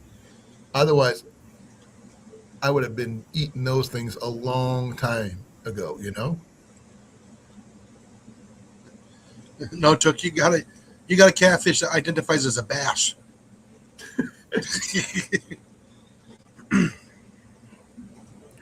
I don't think they were allowed here, though. Nope. Catfish are not allowed here. Hey, Lou. Hey, Lou, how you doing, brother? If you can KO a catfish in your area and that's allowed, go for it. As long as it's not considered an invasive. If it's considered an invasive species, then it should be okay. Snakeheads are generally considered invasive, and I know they're very invasive in Florida.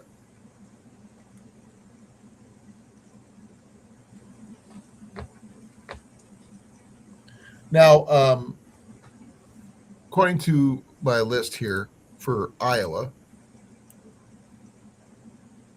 we got carp, buffalo, which is big mouth, small mouth, and black, gar, long nose, and short nose, but alligator's not on the list.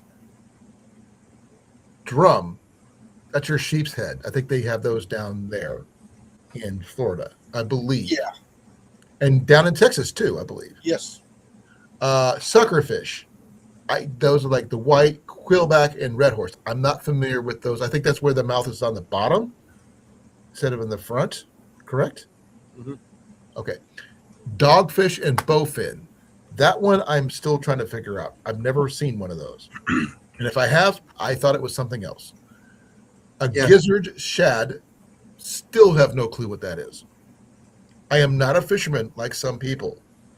As I keep on telling Jason, I don't consider myself a fisherman. Do I like to fish? Yes. Am I a fisherman? No. Oh, bullheads. Mm-hmm. I didn't know bullheads were considered rough fish. If you can shoot it, those things are small. No. Now, I've seen some big ones. Yeah. They If get, it has a Tootsie Pop, he's game. but that bullfish, that bullhead, I actually caught some on some trout bait when I was up in Yellow River a few years ago, and I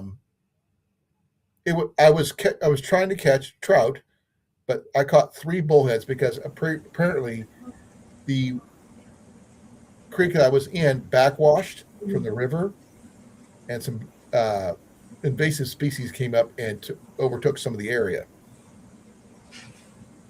Got rid of them. You know, the DNR said I didn't have to put them back in, so that was cool. But yeah, now that I know I can go after bullheads, but you can't always see bullheads. That's the issue. You actually got to know what you're looking at when you're going for those, because those things are usually in the murky waters. So make sure you don't go after any flatheads, blue cats, and the like.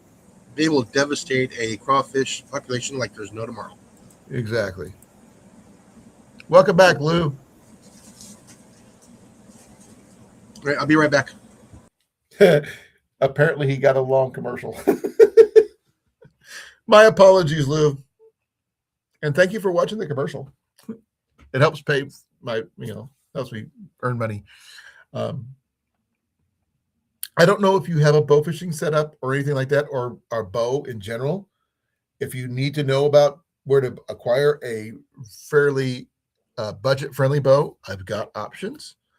I even, with Jason's help, found a budget-friendly bow fishing setup for those people who do not have that setup. I have both Longbow versions and Recurve versions of takedown bows. I have solid piece, one-piece longbows. I have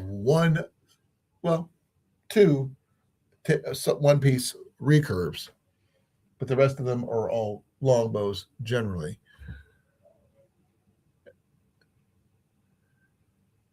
Merry Christmas there, Lou. Now, I don't know what if you're left or right-handed, do you shoot a bow or not? But I'm willing to impart whatever knowledge I may have in your direction, if that's what you require. Jason has some knowledge. Took's got some knowledge. We're willing to share with you.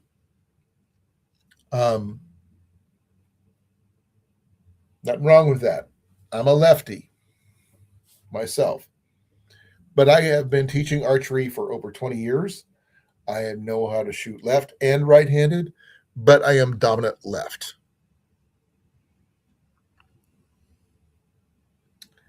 All my gear, personal gear, is left-handed. Now, I have some bows that are really, really expensive and some that cost next to nothing. But do they all shoot well? Yes, they do. That's because of experience.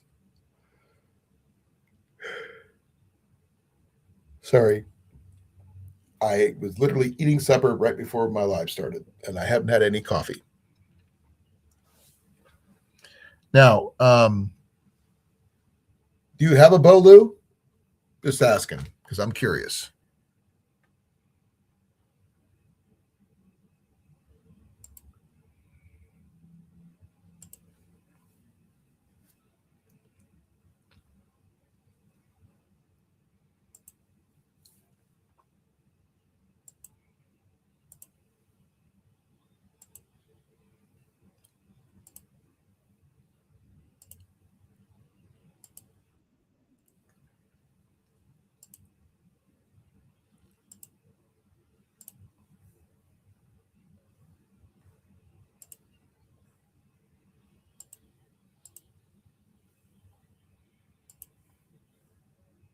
Hey, Wolfie, how you doing, brother?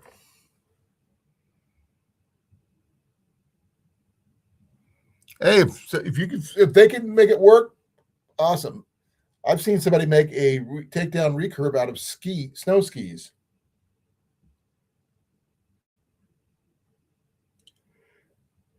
I thought it was pretty ingenious of them. Now, was it a high-powered bow? No. But did it work? Oh, yeah. I mean, like I said, I've got a reasonably priced takedown recurve right here. This one's left-handed because I'm left-handed, but they have the same model in right for $89.95. Let me double check that one. I will bring that and put that up on the screen for you guys to look at. That way you guys can check it out for yourselves. What's up, Wolfsden?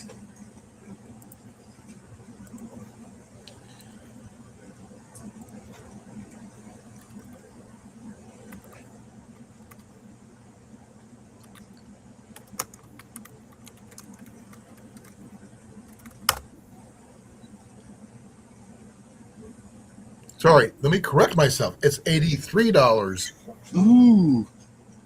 and 90 cents. Not 90, it's now $83. And you go from 25 pounds all the way up to 60 pounds, left or right-handed.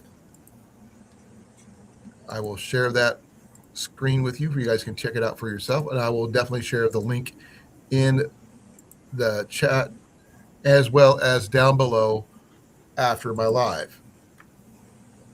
If you remember. I will remember. But it's a bamboo core with diamond wood and fiberglass. But still, that's a really reasonable. It comes with a bowstring, bowstringer, a shelf, not the best shelf, but a shelf, a shooting tab, and an arm guard. I will say both of those last three items are not the best quality.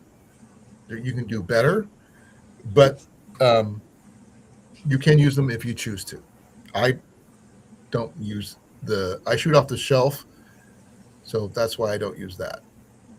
But let me give you the link for that one, for you guys can check it out for yourself. If you guys want to, that is. It's not that difficult. Like I said, I have one of these myself in a 55 pound model because I like using this style a lot. No, this is an everyday price, Lou. $83.90. And I got the same bow. This is the bow right here. It came with all those things you showed. So here's the string it came with. I did add a knocking point onto it, obviously. But it comes with, this one here comes with takedown lamps where you can just, these are thumb screws. These things save you a ton of time setting your bow together. No special tool needed. No stools. Yeah.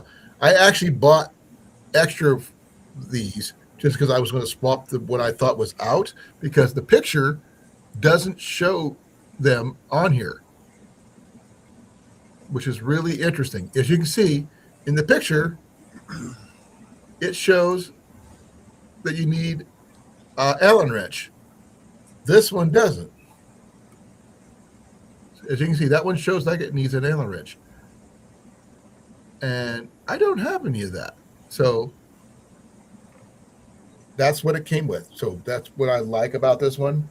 It makes it easier to use and saves you from having to worry about extra tools. But it's not a sale price there, Lou. No, and also, hey Jay, how you doing, brother? Hey, Jay. Now, like I said, this is the Deerseeker. Let me turn it around where you guys can read it. This is the Deerseeker Outdoors Takedown Recurve. $83.90. Now, shipping may change a little bit on that one. Let me see what the shipping on that one is. I'm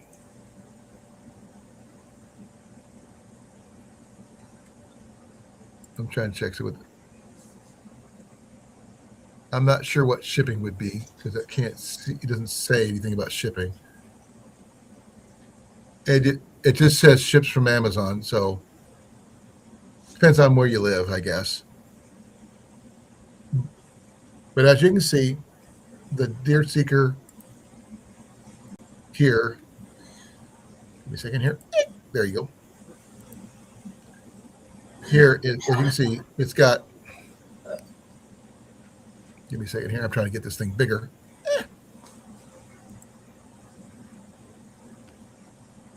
Let's see if I can get this thing to pop up where I can see it better.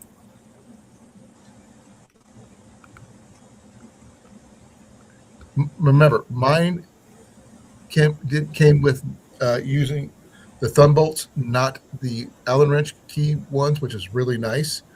But you can break this down. It breaks down to about 23 inches long with the limbs. But you can get the limbs in everything from 25 pounds all the way up to 60, left or right-handed. And it does, as you can see, come with the bowstring, bowstringer, arrow rest, shooting tab, and arm guard. And it weighs it's fairly light as well.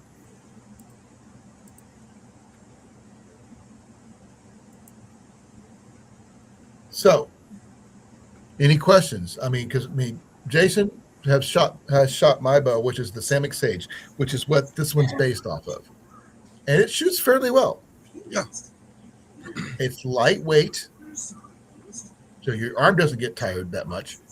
Mine's a little on the heavier poundage side than he's used to, which is understandable. But Jason is a big man, which helps. Lou wants to know the poundage on yours. 55. I have a standard. When I'm going bow hunting, with few exceptions, and that's my deer bows. If I'm using anything less than a deer, I go 55 and below. Because I also shoot out further than the standard as well. Because I like shooting rabbits on the run. It's not easy, but I like doing it. And also, I plan on using some of my bows, like the one I just showed you, is not going to be used for hunting animals. That one's going to be used for hunting fish. That's going to be my bow fishing setup. For one version of my bow fishing reels, I got two setups. One's going to be used with my longbow, which is also 55 pounds, but it's it actually packs smaller than that bow. But it's also about twice as heavy. Carry weight, not draw weight. Fish They seeker. both carry. The carry weight is much different between the two. Not a fish seeker, but it is. I turned it into a bow fishing reel setup because I needed a bow fishing setup, and I didn't have a bottle fishing reel yet, which I do now. But the bottle fishing reel won't fit on that bow due to the way the limbs are put on. My other bow, which is a little bit more stylized as a compound riser will allow that more versatile use. I could use it for bow fishing. I could use it for hunting. It's pretty much open, depending on what I need. And versatility is everything, right, Jason? Yep. And if you're comfortable with it, go with what you're comfortable with. Now, like I said, I can take small game. I can take big game. I can take fish. In a survival situation, pretty much everything's on the table within reason.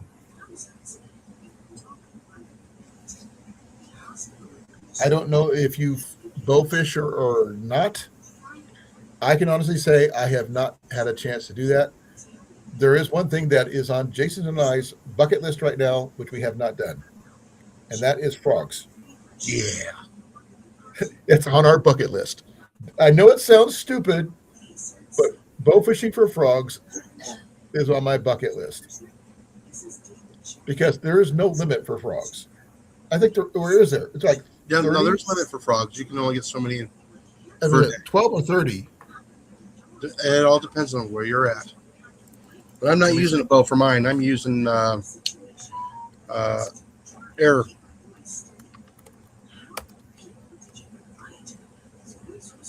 With tiny little freedom senders.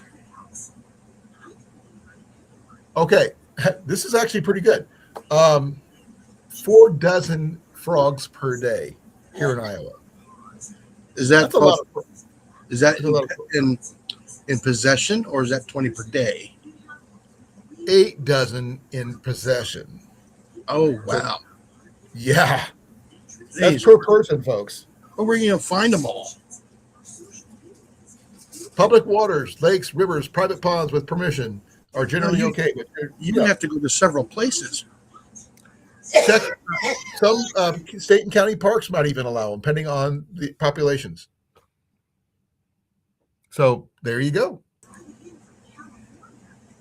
So we know where we can go if you want to get a lot of them. Can you imagine if we would actually been able to get out and get that many?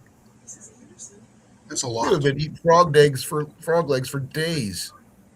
Oh no, I'd probably eat them all at one sitting. They're that good. Well, see, between the two of us, all 4 of us, let's see, 4 of us. That would be Dan, you, me, and Cliff. I don't know if Cliff would eat them. We don't know he wouldn't. And Mel, 5 if you want to count Blake. Just he was there. Molly says Hey. it's a lot of crutches for the frogs. Huh? Molly says that's a lot of crutches for the frogs. Little wheelchairs.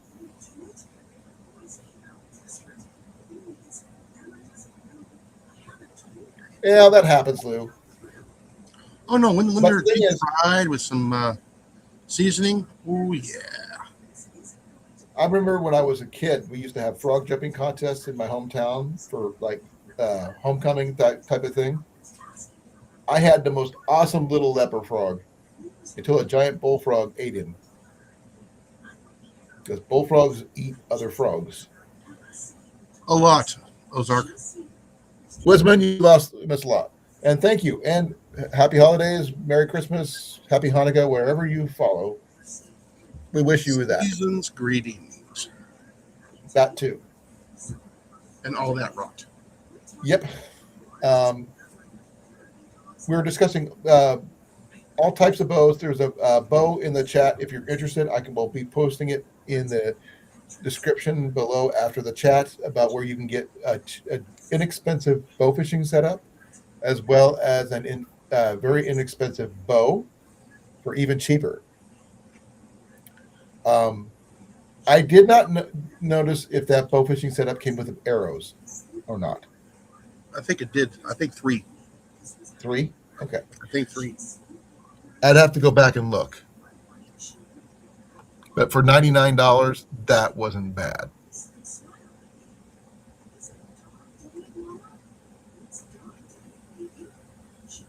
I'm not sure if you showed that before or after the Umarex. Yeah.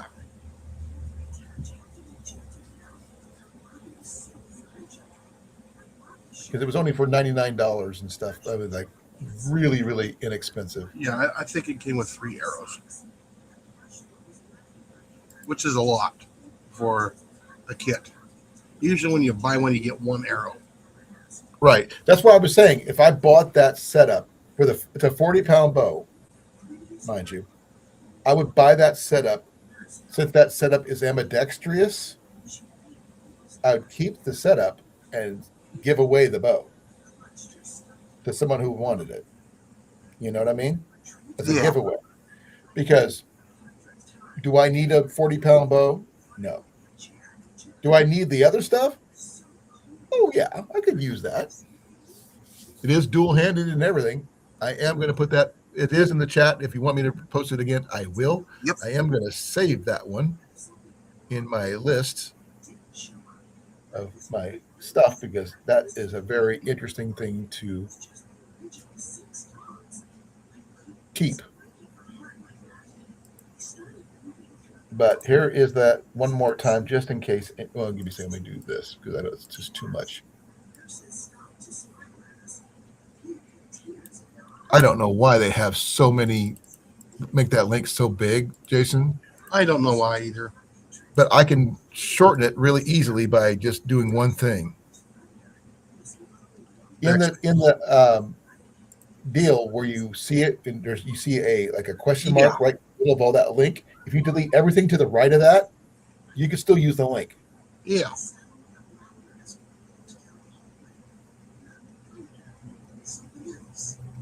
But we were discussing everything from bow fishing to small game hunting to where to get your gear. Regular bow hunting. Yeah, but using all equipment, not just traditional bows. We're going to, Jason has talked about his compound bow and crossbows, recurve and non. So we're pretty much open on all that. I know you probably have a bow somewhere in your collection there, Woodsman. I haven't seen it yet on your channel because I haven't dug deep yet. Plan to, haven't done it yet.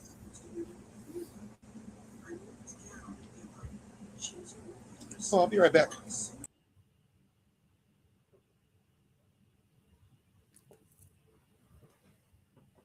Now, everybody has their favorite styles, favorite methods, and everything else. I am a firm believer in more traditional style stuff. Takedown bows are the exception. I do longbows and recurves, both styles in takedown models. I am left-handed, so a lot of my gear is more expensive than the average person's because for some reason the world deems that left-handed gear is more expensive. So I use what I have.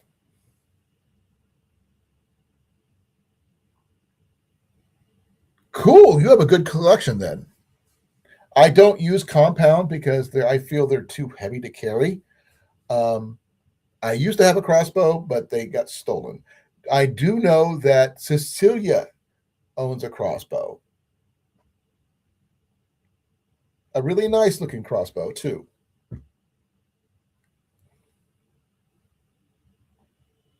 Now, I don't know if you ever hunted with your bows. I have hunted with mine.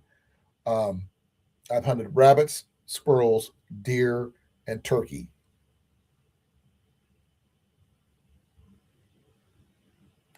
It is weird, James. Left-handed equipment is more expensive.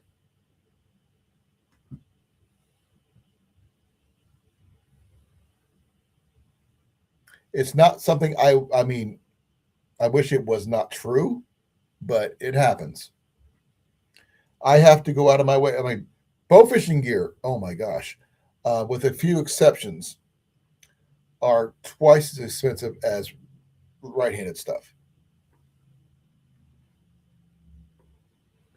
I mean, I've got a takedown bow here that I found, though, if anybody's interested, I just posted it up above, which I will be posting in the description of my channel of this live afterwards.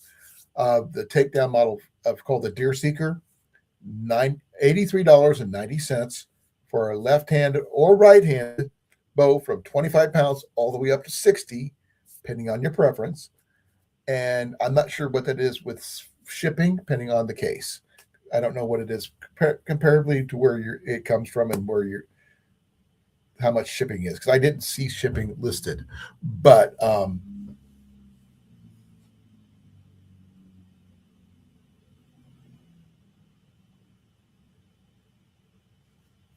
it happens. My wife and I are both left-handed, though my son is right-handed. I do have a right-handed bias story. I had ordered a bow offline, and I told them multiple times, I am left-handed. I hold the bow in my right hand. They sent me a right-handed bow anyway. Well, I was going to send it back. My boy comes up to me and after I just got it in the mail, and I realized what they had done. He grabs it, looks at it, and says, "Mine." Then turns around and walks back to his room with it. And he still got it.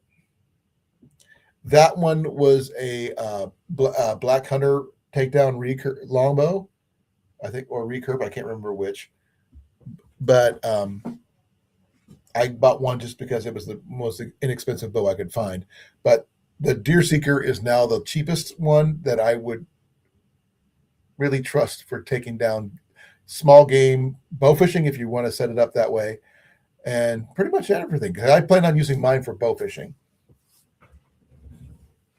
But a left-handed bow, for me, is hard to find. I mean, it took me forever to find a bow fishing bottle reel. Give me a second here. This one right here, I had to buy off of Facebook Marketplace because I could not afford one. Because the average price for a right-handed one of those is $99, but it's $129 for a left-handed model. Don't ask me why. It just is.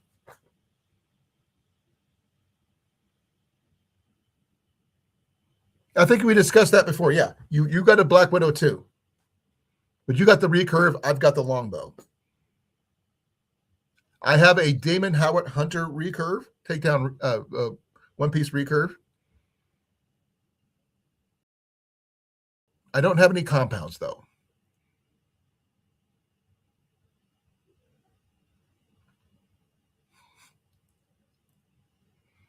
That would be funny, James.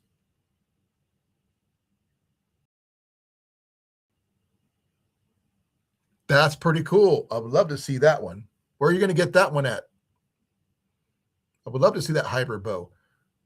I do have a reflex deflex longbow, which is, I believe, was what I'm actually using right here. Give me a second. This one right here is a reflex deflex longbow.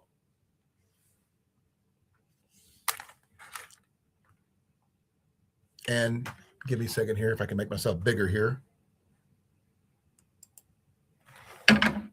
Sorry, I can't get close enough to my camera, but it is 74 pounds at 28 inches, and it's a 68-inch longbow. And as you can see, it is a Black Widow.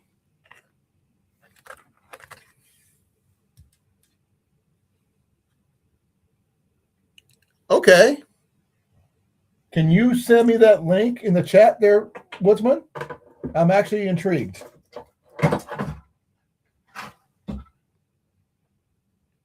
Because the one I found is only $83 for the Takedown Recurve, which is the this model right here for the Deerseeker, for this one right here, which is really nice. It comes with the thumb bolts and everything else. I don't use the accessories other than the bowstring and the bowstringer, which I have the bowstringer right here, hanging off my bow rack right here.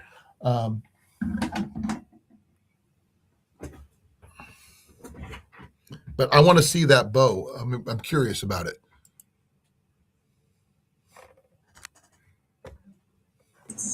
All right, I'm back. Phone call. Okay, hope nothing too serious.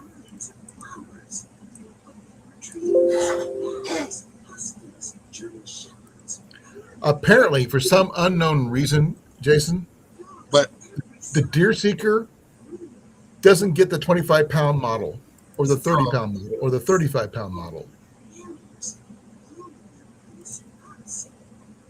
Well, they do get, okay, they don't get the 25-pound. Oh, they do. Okay, I guess. Let me correct myself. I was wrong. They do get, the left-handed model does not get the 25-pound draw option. Yet the right-handed does. Does that sound wrong to you? a little bit. Why It's would they do discrimination, man. that? It is discrimination. I cry foul on that one, folks. It's the same freaking limbs. Okay, I'll take a look at that one here in a second here. What's one? As soon as I get this done posting this one again, I'm going to check that one out.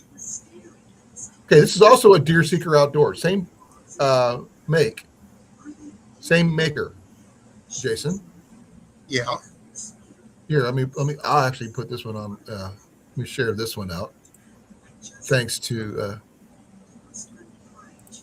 Woodsman here. Just a little bit more money than I normally spend. Oh, hold on. Another phone call. Okay. That's not a bad price. I like the fact that it's left and right-handed. What's the draw? That's my biggest one. Ooh. Really? They can go up to 85 pounds. But the price is accordingly, obviously. But $115, that's not bad. I might consider that one. I'm going to put that on my list. Thank you, brother. I am definitely going to be adding that one to my wish list here.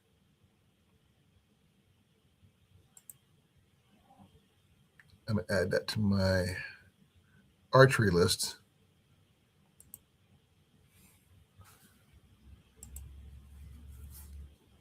But that's pretty cool.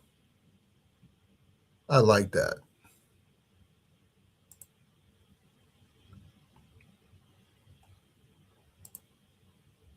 I'm just curious what they go the 85 right-handed. And okay, that's cool. Thank you. I really appreciate that.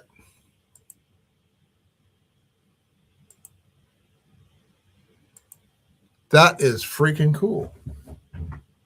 Folks, if you have a little bit more budget, check these out. If you like the long reflex, deflex style, Longbow style is your preference. I generally took the takedown models because it's easier for me to pack in and out. But for a solid one-piece bow, that is really nice. I am going to roll for Ian. Ian!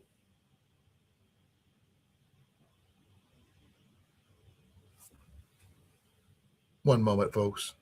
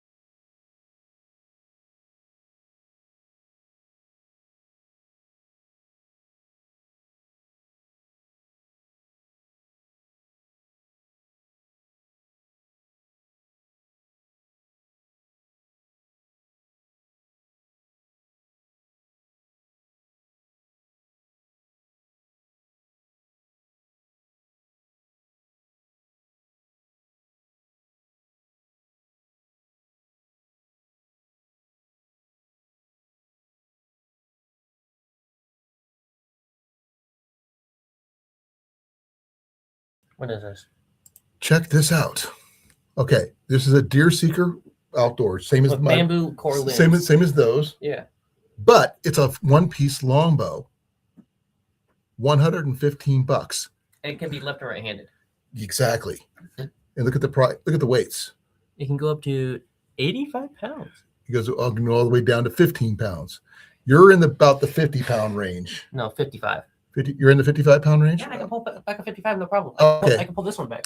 But that's for This one right here, I can pull it back. Ian. Look, 115.90. For 28.90, 2 weeks. Time. Yeah, but don't worry about it. But still. Also, by the way, this is the thing staying overheat. Yeah, I know. So you might want to turn it off. Hey, Yeah. but it for the price that it is, that's pretty decent. Okay. Sun notified.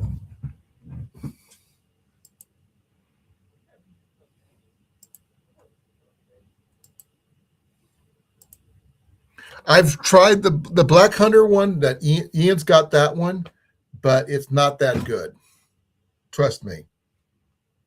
The Deerseeker is a little bit more budget friendly, and it has more options to it. The reason why I'm saying that is because the Deerseeker allows for accessories. Give me a second here. Let me hide this one here. All right, I'm back. Hey, Jason, take a look at this. So- It's a one-piece reflex deflex longbow. They can go left or right-handed. Mm-hmm. They can go all the way up to, with certain modifications, up to 80 pounds, but that's a little bit more money. It goes up to 229 when you go that heavy. Yeah. But a standard 55-pound model like I use, 115.90. That's cheap. Now, I have to wait and check for budget, but it doesn't have anything allow you for accessories or anything, but that's okay. But if you like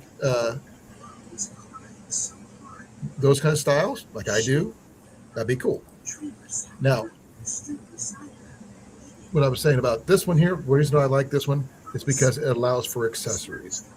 Like you can put the arrow rest, you add the sights if you want to, any other accessory. If you're going to go like bowfishing, which I planned on using this one for, this one allows that one. Also, if anything happens, you can also replace the limb, which is always a good thing.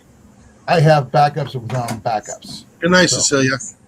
Nice, Cecilia. Thank you for coming. And Merry Christmas. Now, I have a really expensive takedown model that will not break in standard conditions. It would have to take very unforeseen things for it to break because of its nature. It's made from anodized aluminum riser as well as solid fiberglass limbs, 100% solid fiberglass limbs.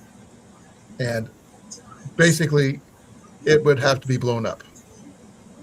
Or the DNR run over it. Well, if someone runs over it with a freaking tank or something, maybe. Vehicle. But even then, I don't know. I know I could bury that thing, come back in 100 years, and it'd still be shootable. That I do know. Just throw another string on it. And but that one was also a $500 bow. But then again, I paid for it. That was my SAS Atmos Survival Longbow, takedown longbow. I saved a lifetime for that one. But that's a high end type of suit.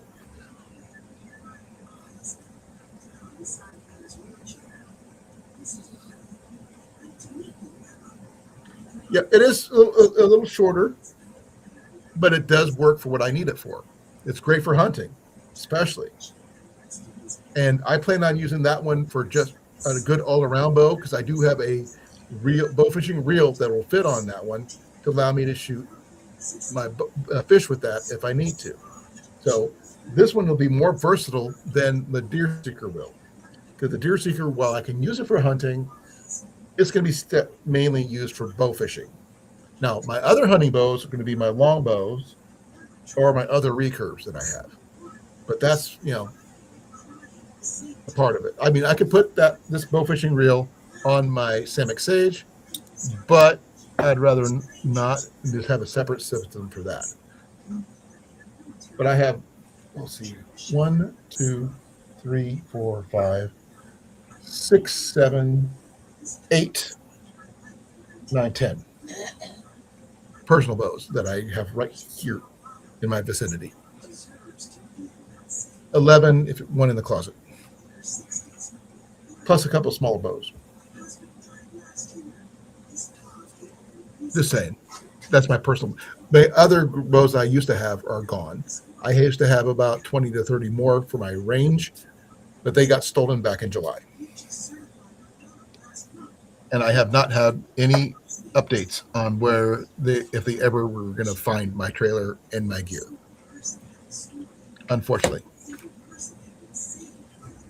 But I do like the things. Anything with options is always a good thing. I'm sorry about that, Jason. That's all right. But I believe in options.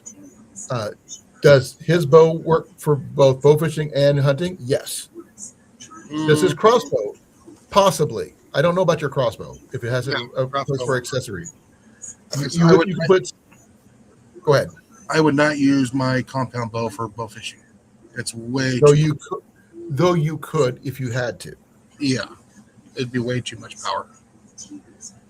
You would obliterate whatever you're hitting, but you would definitely pin it to the ground.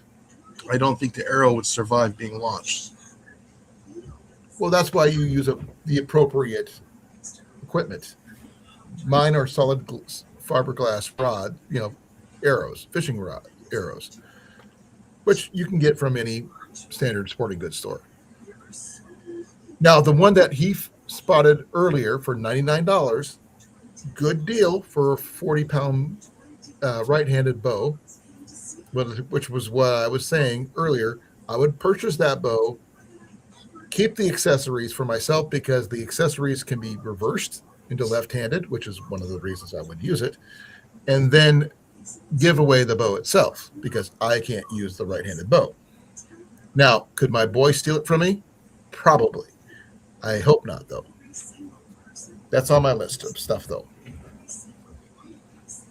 Now, whether you shoot trigger, like Jason does, or fingers, like I do, thumb ring, whatever style you choose, work with what's best for you within your conditioning, your ability, and don't try to overdo it when you don't know what your capabilities are yet. And if you haven't shot for a while, and even though you shot really good in the past, work your way up to your old weight because it's going to take time to recondition your shoulders, your back, and your arms.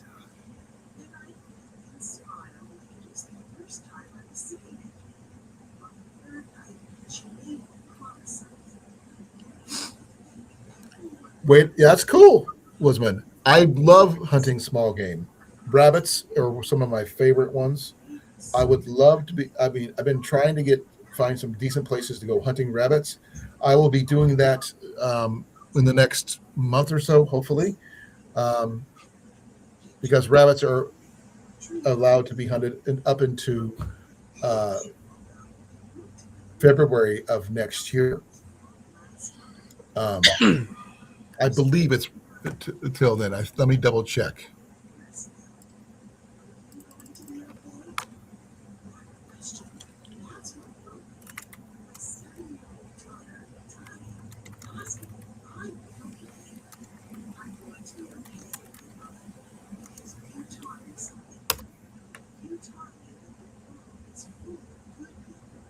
Okay, rabbits go all the way up to February 28th, and squirrel season ends in the end of January. So one of the things that I plan on doing at the beginning of the year is, besides getting my updated, my hunting license is through next year anyway, so till 2027, I can hunt any of those with no issues. That's what I get for getting a multi-year license. But squirrels are a little tougher, but small game is actually considered anything up into including pheasant here in Iowa.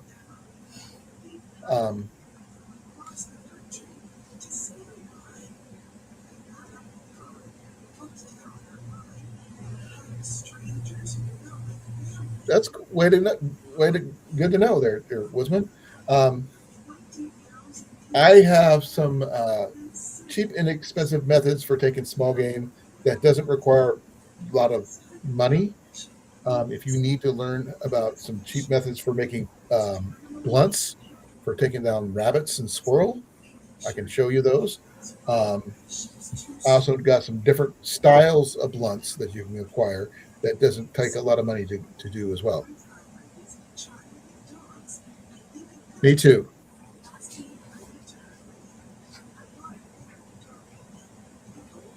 Hey, nothing wrong with that.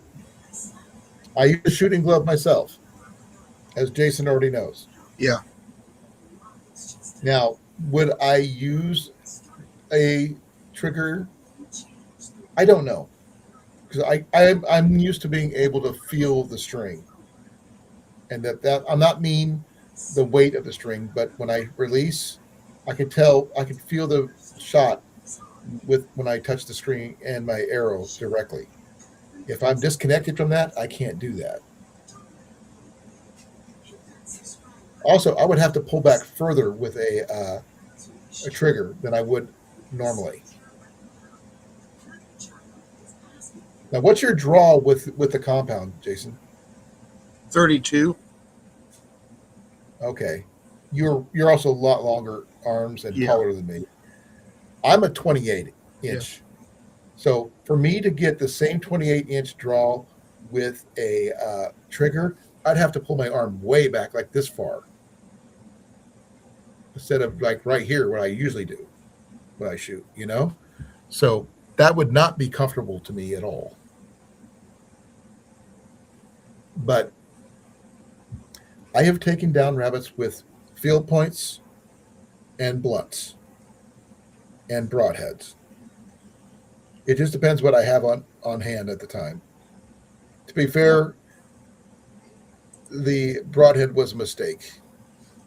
Hello, Wield and Carry. Huh? Wield and Carry is in. Hey, Wilden, how you doing, brother? Long time no see. I've been following your shorts. I've been liking them every time I see them.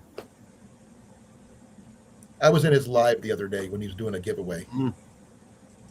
Is it Wield or I was in there just to support. Oh, Wield. Okay. I'm just in there to support him. I'm not trying to win anything. I'm just there to say hey and share out and that kind of thing because it's the right thing to do. But yeah, the only reason I shot a rabbit with a broadhead is because I reached back, grabbed an arrow. I already released it by the time I realized it was a broadhead. It was already in the rabbit.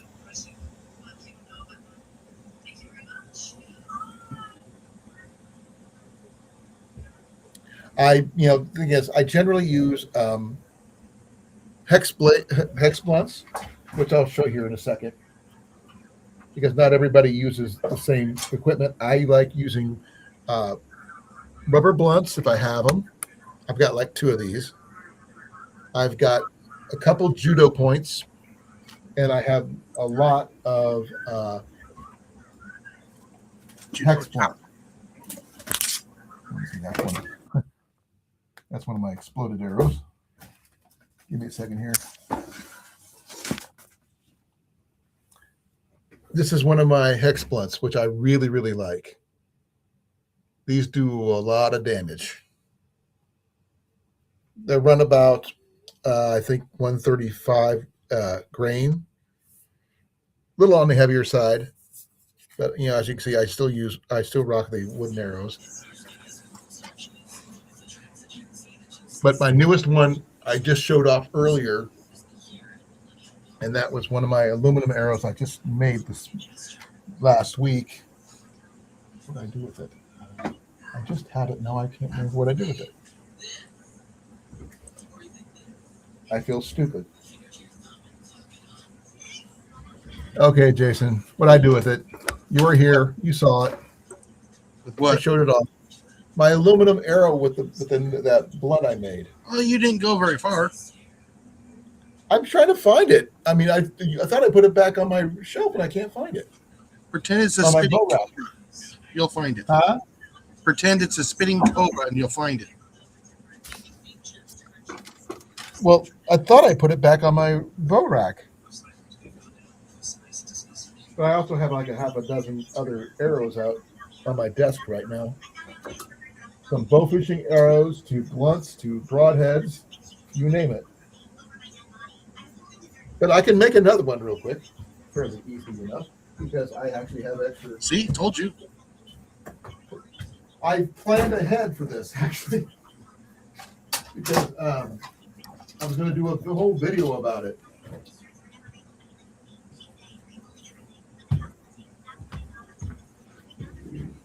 Okay, this is the simple aluminum broadhead, field point, as you can see. Actually, I kind of like this style of field point better anyway.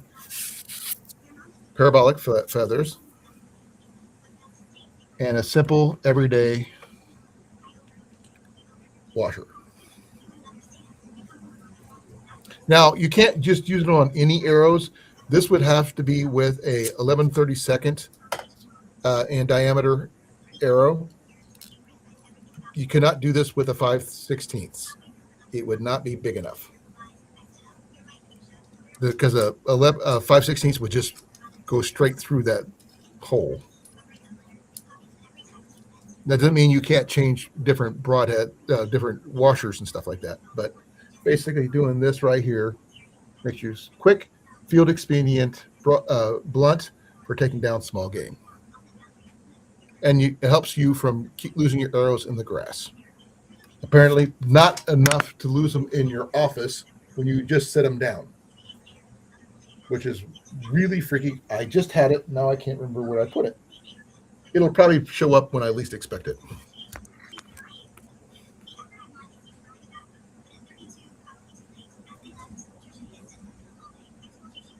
My draw is like 28 inches. It's not very big.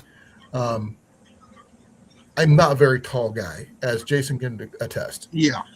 But I'm really broad. I used to be a lot heavier when he knew me. I had lost a lot of weight in the last year.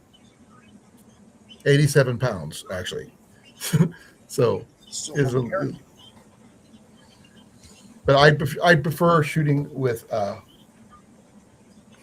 split finger with my shooting glove.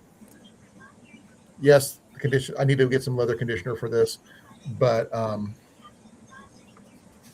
this is my personal preference. I've been shooting these kind of style gloves for years. I can't tell you how many of these things I have gone through over the years. I'll be back. I'm getting more coffee. Have one for me.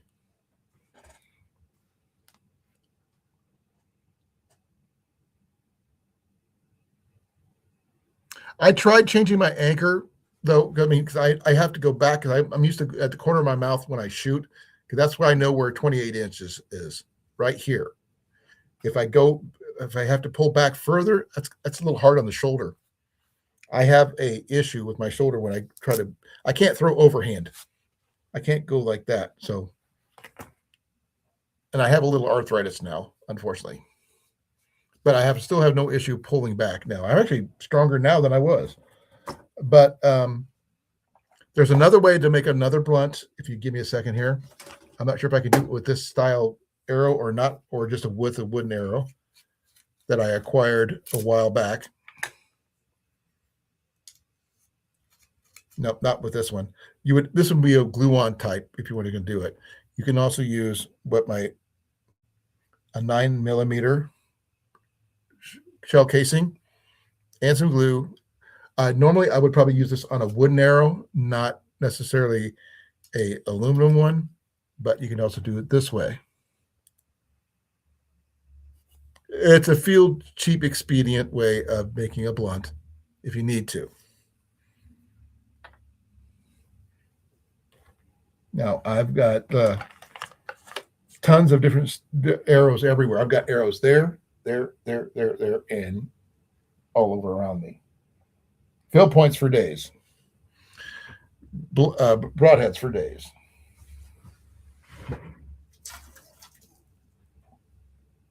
But this is what I normally shoot. This is like a 4-fletch. But I'll shoot whatever I can get my hands on. But I'm not a big fan of vanes. Personal preference only. but I prefer feathers. They shoot a lot better, in my opinion.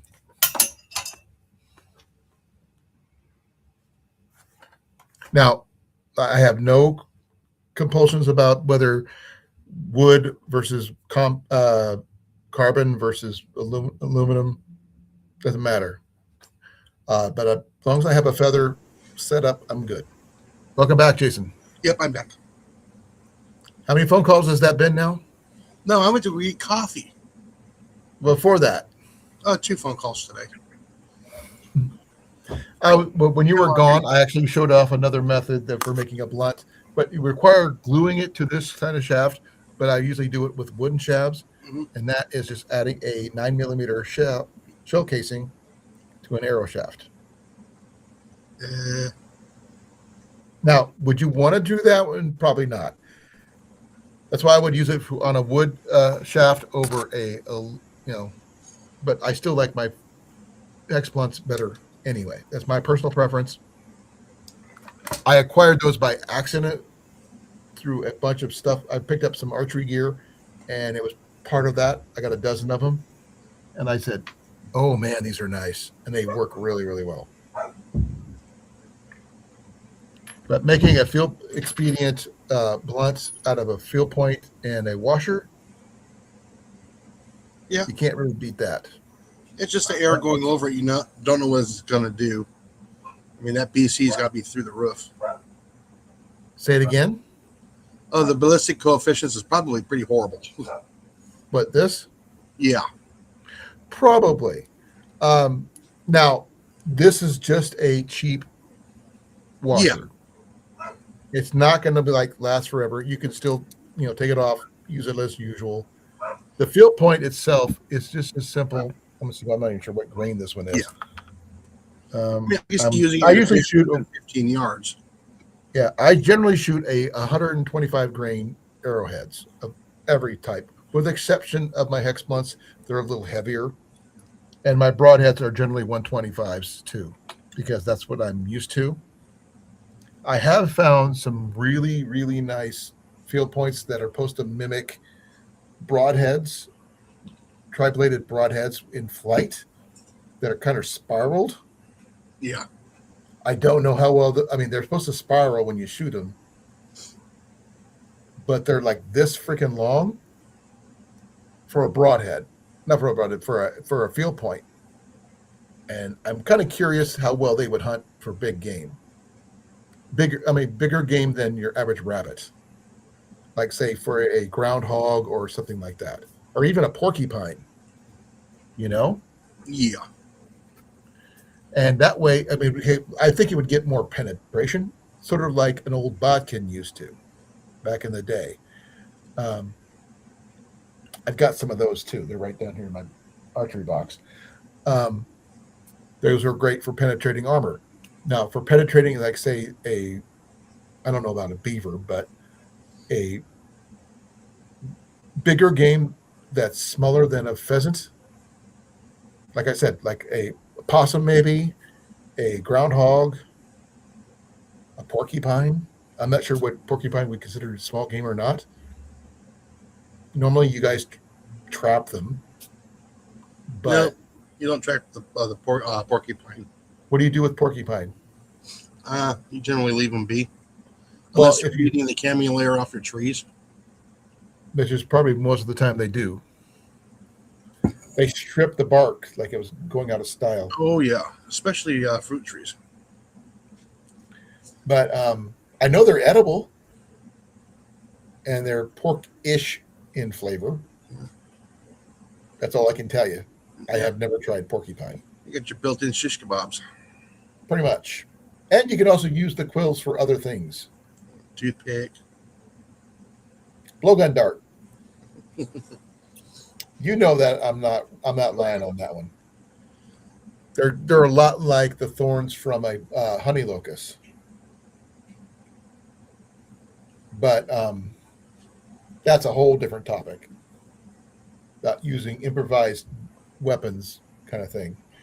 But bow-wise, the standard for me anyway, takedown longbow, takedown recurves, longbows, recurves, custom made longbows and recurves. So I've got one of each. It's just a matter of style, personal preference, and budget. And now, if you don't have the budget, use what you can use. Like I said, my cheapest bow I have that I hunted with is a 55-pound fiberglass longbow. Now, I can't remember the name of it because the maker's mark wore off of it. I want to say Robin Hood, but that doesn't sound right. It's a vintage bow. It's probably from the 50s, but it's solid fiberglass with artificial horn tips, and it still shoots as good as the day I picked it up. And use what you can find, practice with what you can find, and make sure you have clean, ethical shots if you can. Just don't go shooting anything that moves, because that ruins it for the rest of us. Right, Jason? Yep. So only you can prevent poaching, pretty much. Yeah, they got a phone number. Which is what? 867-5309? No. Oh. Every state is different. I was just using Jenny as a number. Yes. That is my wife's name, folks, just to let you know. She hates that song.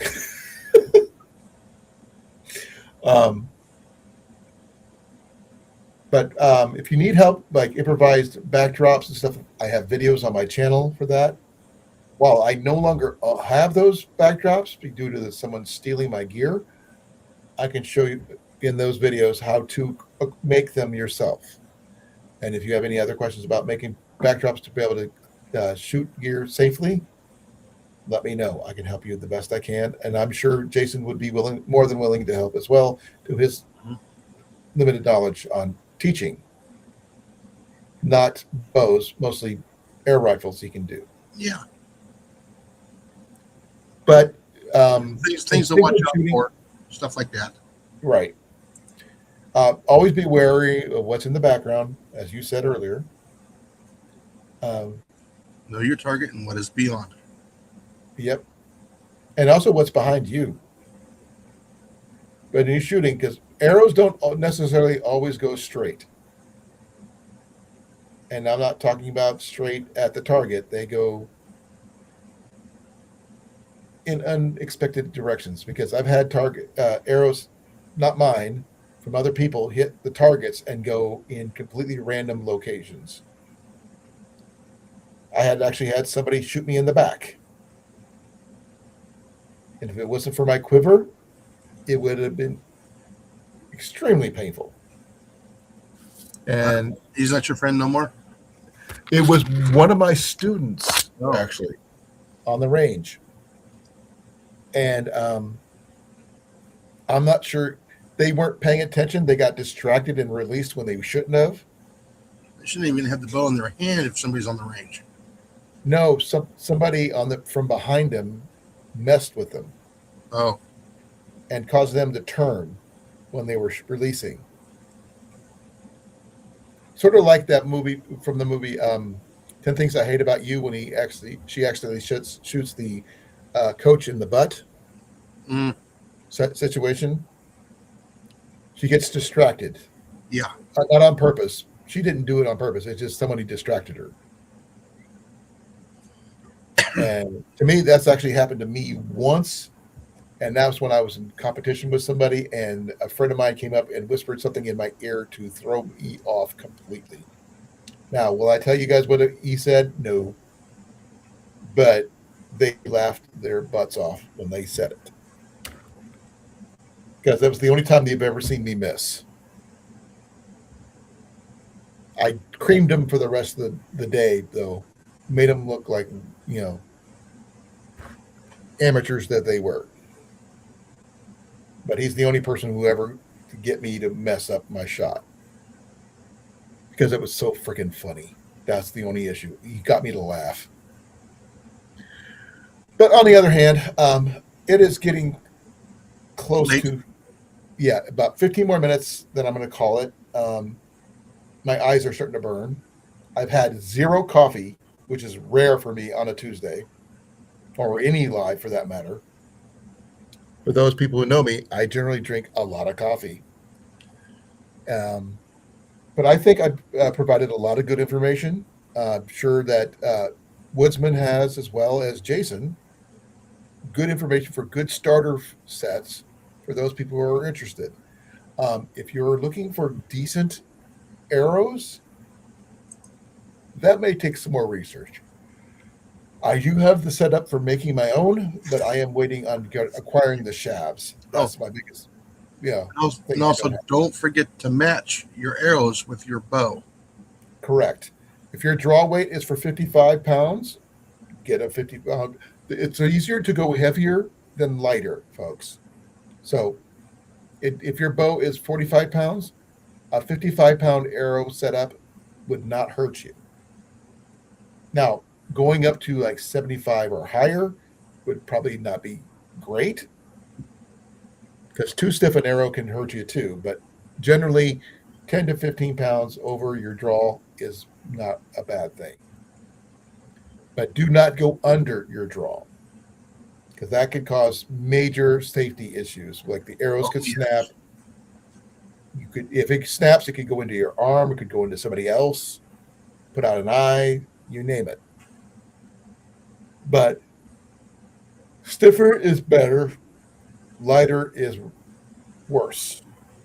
So if someone was wondering about poundage, think about it this way. If you're using a carbon, a 300 grain arrow for a 74-pound bow is spot on.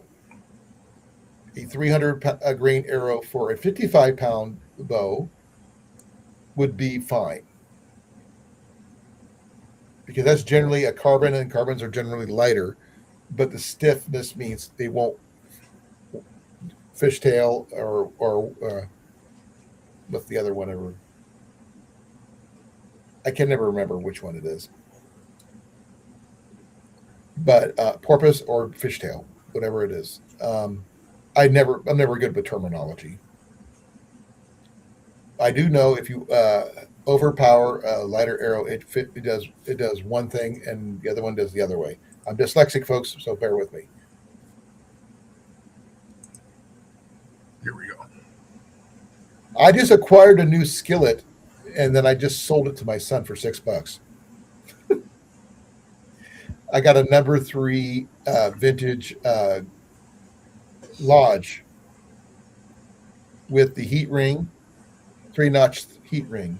Yeah. So they don't make those anymore. Yeah, they're still out of my my Dutch oven. I want to get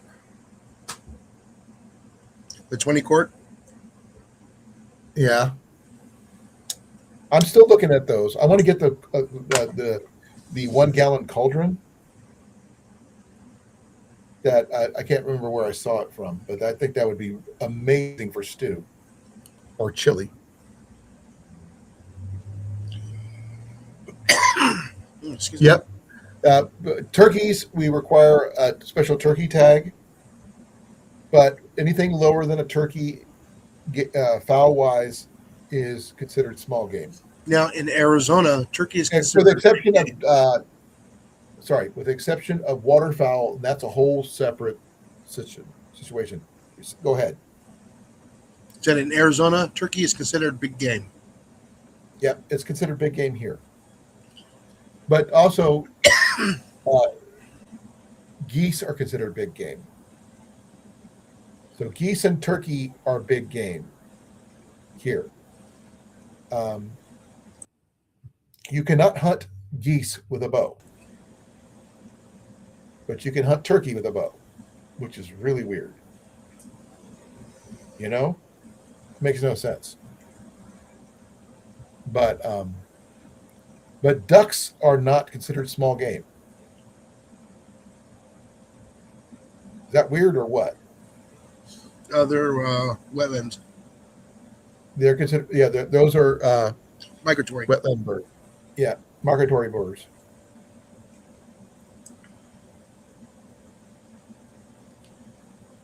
That's a nice bow there, Roscoe. Well, if you ever get a chance, we've got some nice bows listed. I will actually go through my chat after the live here and list them in my description of this chat down below. So anybody can go back and reference the bows we were mentioned here today. There's 2 bows from Deerseeker Outdoors that you might want to consider. The Takedown recurves, like I got, or the one-piece reflex deflex longbow that they have for going about 115. Or if you want to go Takedown recurve, you can go for an 8390 for one of the Takedown left or right-handed models for that. Or if you want to go for a bow fishing setup, I will be listing a right-handed version of that down below as well, because I figured if I purchased that one for $99, I can get the accessories, and the accessories are dual-handed, which is really interesting. The bow isn't, but the equipment is, which is really nice. And you come with 3 arrows, which is really, really nice. Good find, Jason. Yep. And I'm sure if Jason had the ability to do so, he would buy one for himself if he decided to go that route, which is probably unlikely because he'll probably end up buying him a I'd rather have the airbow. airbow anyway. Huh? I'd rather have the airbow. I just mentioned that. Oh yeah, it'd be really fun. You'd go with the airbow anyway. But there is a airbow version of the bow fishing reel. Yep. Which you did mention. Which if you want, I can put that in the description below too. Oh yeah. For the javelin? Yeah. Yeah, the javelin. Well, there's 2 different types of javelin, so make sure you get. Well, I know which one. It's the light blue one. Yeah, it's the fishing one. There's a color difference. You can tell the difference. But I will. That one's going for not too much money either. It's like $99. No, that one's 100. No, that was You'll see it. Was that 200 or 300? I think it's at 200. I think. Yeah, that was under $200 for that one. But that's not a bad version. It depends on what you're into, folks, and what your budget is. But to me, I would say go budget. Go within your budget. Go within your means. Practice. And if you need help, ask. Because there's no such thing as a dumb question when you don't know. Because till someone tells you otherwise, it's a good question.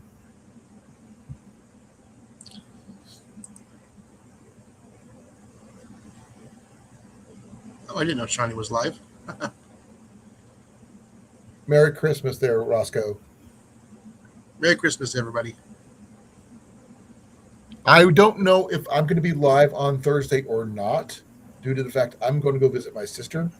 I don't know yet. May not be on. I don't know. So that's a maybe, because normally I'm on Thursdays, folks. Yeah. So I have no clue if I'm going to be live then or not. Huh? Check for notifications. Check for notifications. It depends if I have my laptop with me. Also, it depends on if my sister don't mind me yapping in the middle of the night in her kitchen. Because I do have a tendency to get a little loud. So I may or may not be on. I don't know. Because she wanted me to stay. Yeah, because now please help each other out when it comes to stuff like this, folks, because we are all in this together. Hunting is our heritage in this entire country. Doesn't matter where you come from, hunting's in our heritage, one way, form or another. It's our basic instincts. Exactly. And if you could help somebody find the better equipment, find it. If you know somebody who's got a trade item that they would love to trade for, help them do that. I will definitely be doing that because I do that anyway. But that's who I am. And Jason does the same thing, but he likes, we all have our niche that we follow. Yeah, I'm waiting to get some parts so I can do that one video. I think you should try to do something with the rocket fishing rod. No. Come on, that's funny. You see somebody shoot that fishing stuff out with your air rifle thing. Well, they got the air cannons to do that when you put the bait in the ice. Yeah, but not talking about that. I'm talking about for small versions. You can do air cannons with that. One's very small ones, right? Like No, little they mini actually mold. make one that's about 8 feet long, 10 feet long, I'm not and talking you about actually something. and you actually get the bait, and you actually put the bait in some molds, and you put them in the freezer with Right. the You leader freeze coming them. out of it. Yeah, and you load that down the tube, and then you open the valve. Right. Sort of like pumpkin chunkin type situation. Very, very similar. Low pressure. Well, High uh, pressure. no, low pressure. Remember, I deal with 4,500 psi. I'm talking like Well, 80 psi. you don't want to shatter what your ammo, obviously. But that's neither here nor there. That's a whole different ballgame. That's a whole different topic. Now, will we probably discuss it? Probably, but not today. Today, if you need help with anything, please feel free to ask me, Jason, Woodsman. We all have our niche stuff. We know bows one form or the other. Jason knows compounds and crossbows and air rifles. Whether he says anything or not, he's a I know fisherman. of them. I know how to use them, but for technical stuff, no. That's my Go to a area. specialist if you Yep. don't know. Yeah. I don't know compounds. I know traditional bows, takedowns, longbows, recurves. Those three are my niche. If you need any questions, need any help, I will do my best to answer them. Especially if you're from another state, I will do Yeah, my best. yeah. I do not Because know how to tune a bow, so do you know how to tune a fish? I can tune a fish. Also, I will if I know anything about finding things like arrows, tips, fletching, bow setups, you name it, I'll do my best to help you out. That's my job. That's my favorite thing to do. Yeah, I see, love. I haven't been able to talk archery for a while. yeah. I've been kind of focused on the bug out bag thing for a while. Now I'm back. So, Yeah, well, you know what when you tune a fish, be flat. ooh, with or Yep. without mayonnaise. Yeah, so you got the bread and it's flat. Yeah, but you also need mayonnaise. Yeah, I don't know anybody who eats tuna without it unless you're doing sushi. I don't know. I don't eat sushi. Tuna steak is awesome. They don't offer it up here. Not a thing. We're landlocked up here. But bow fishing is a topic that has been going on tonight. I will be putting in the chat below a bow fishing setup for both airbow as well as recurve. Both of those options were found by Jason. They're both from Amazon. I will be posting them both down below, as well as both versions of the Deerseeker Longbow and Takedown Recurve.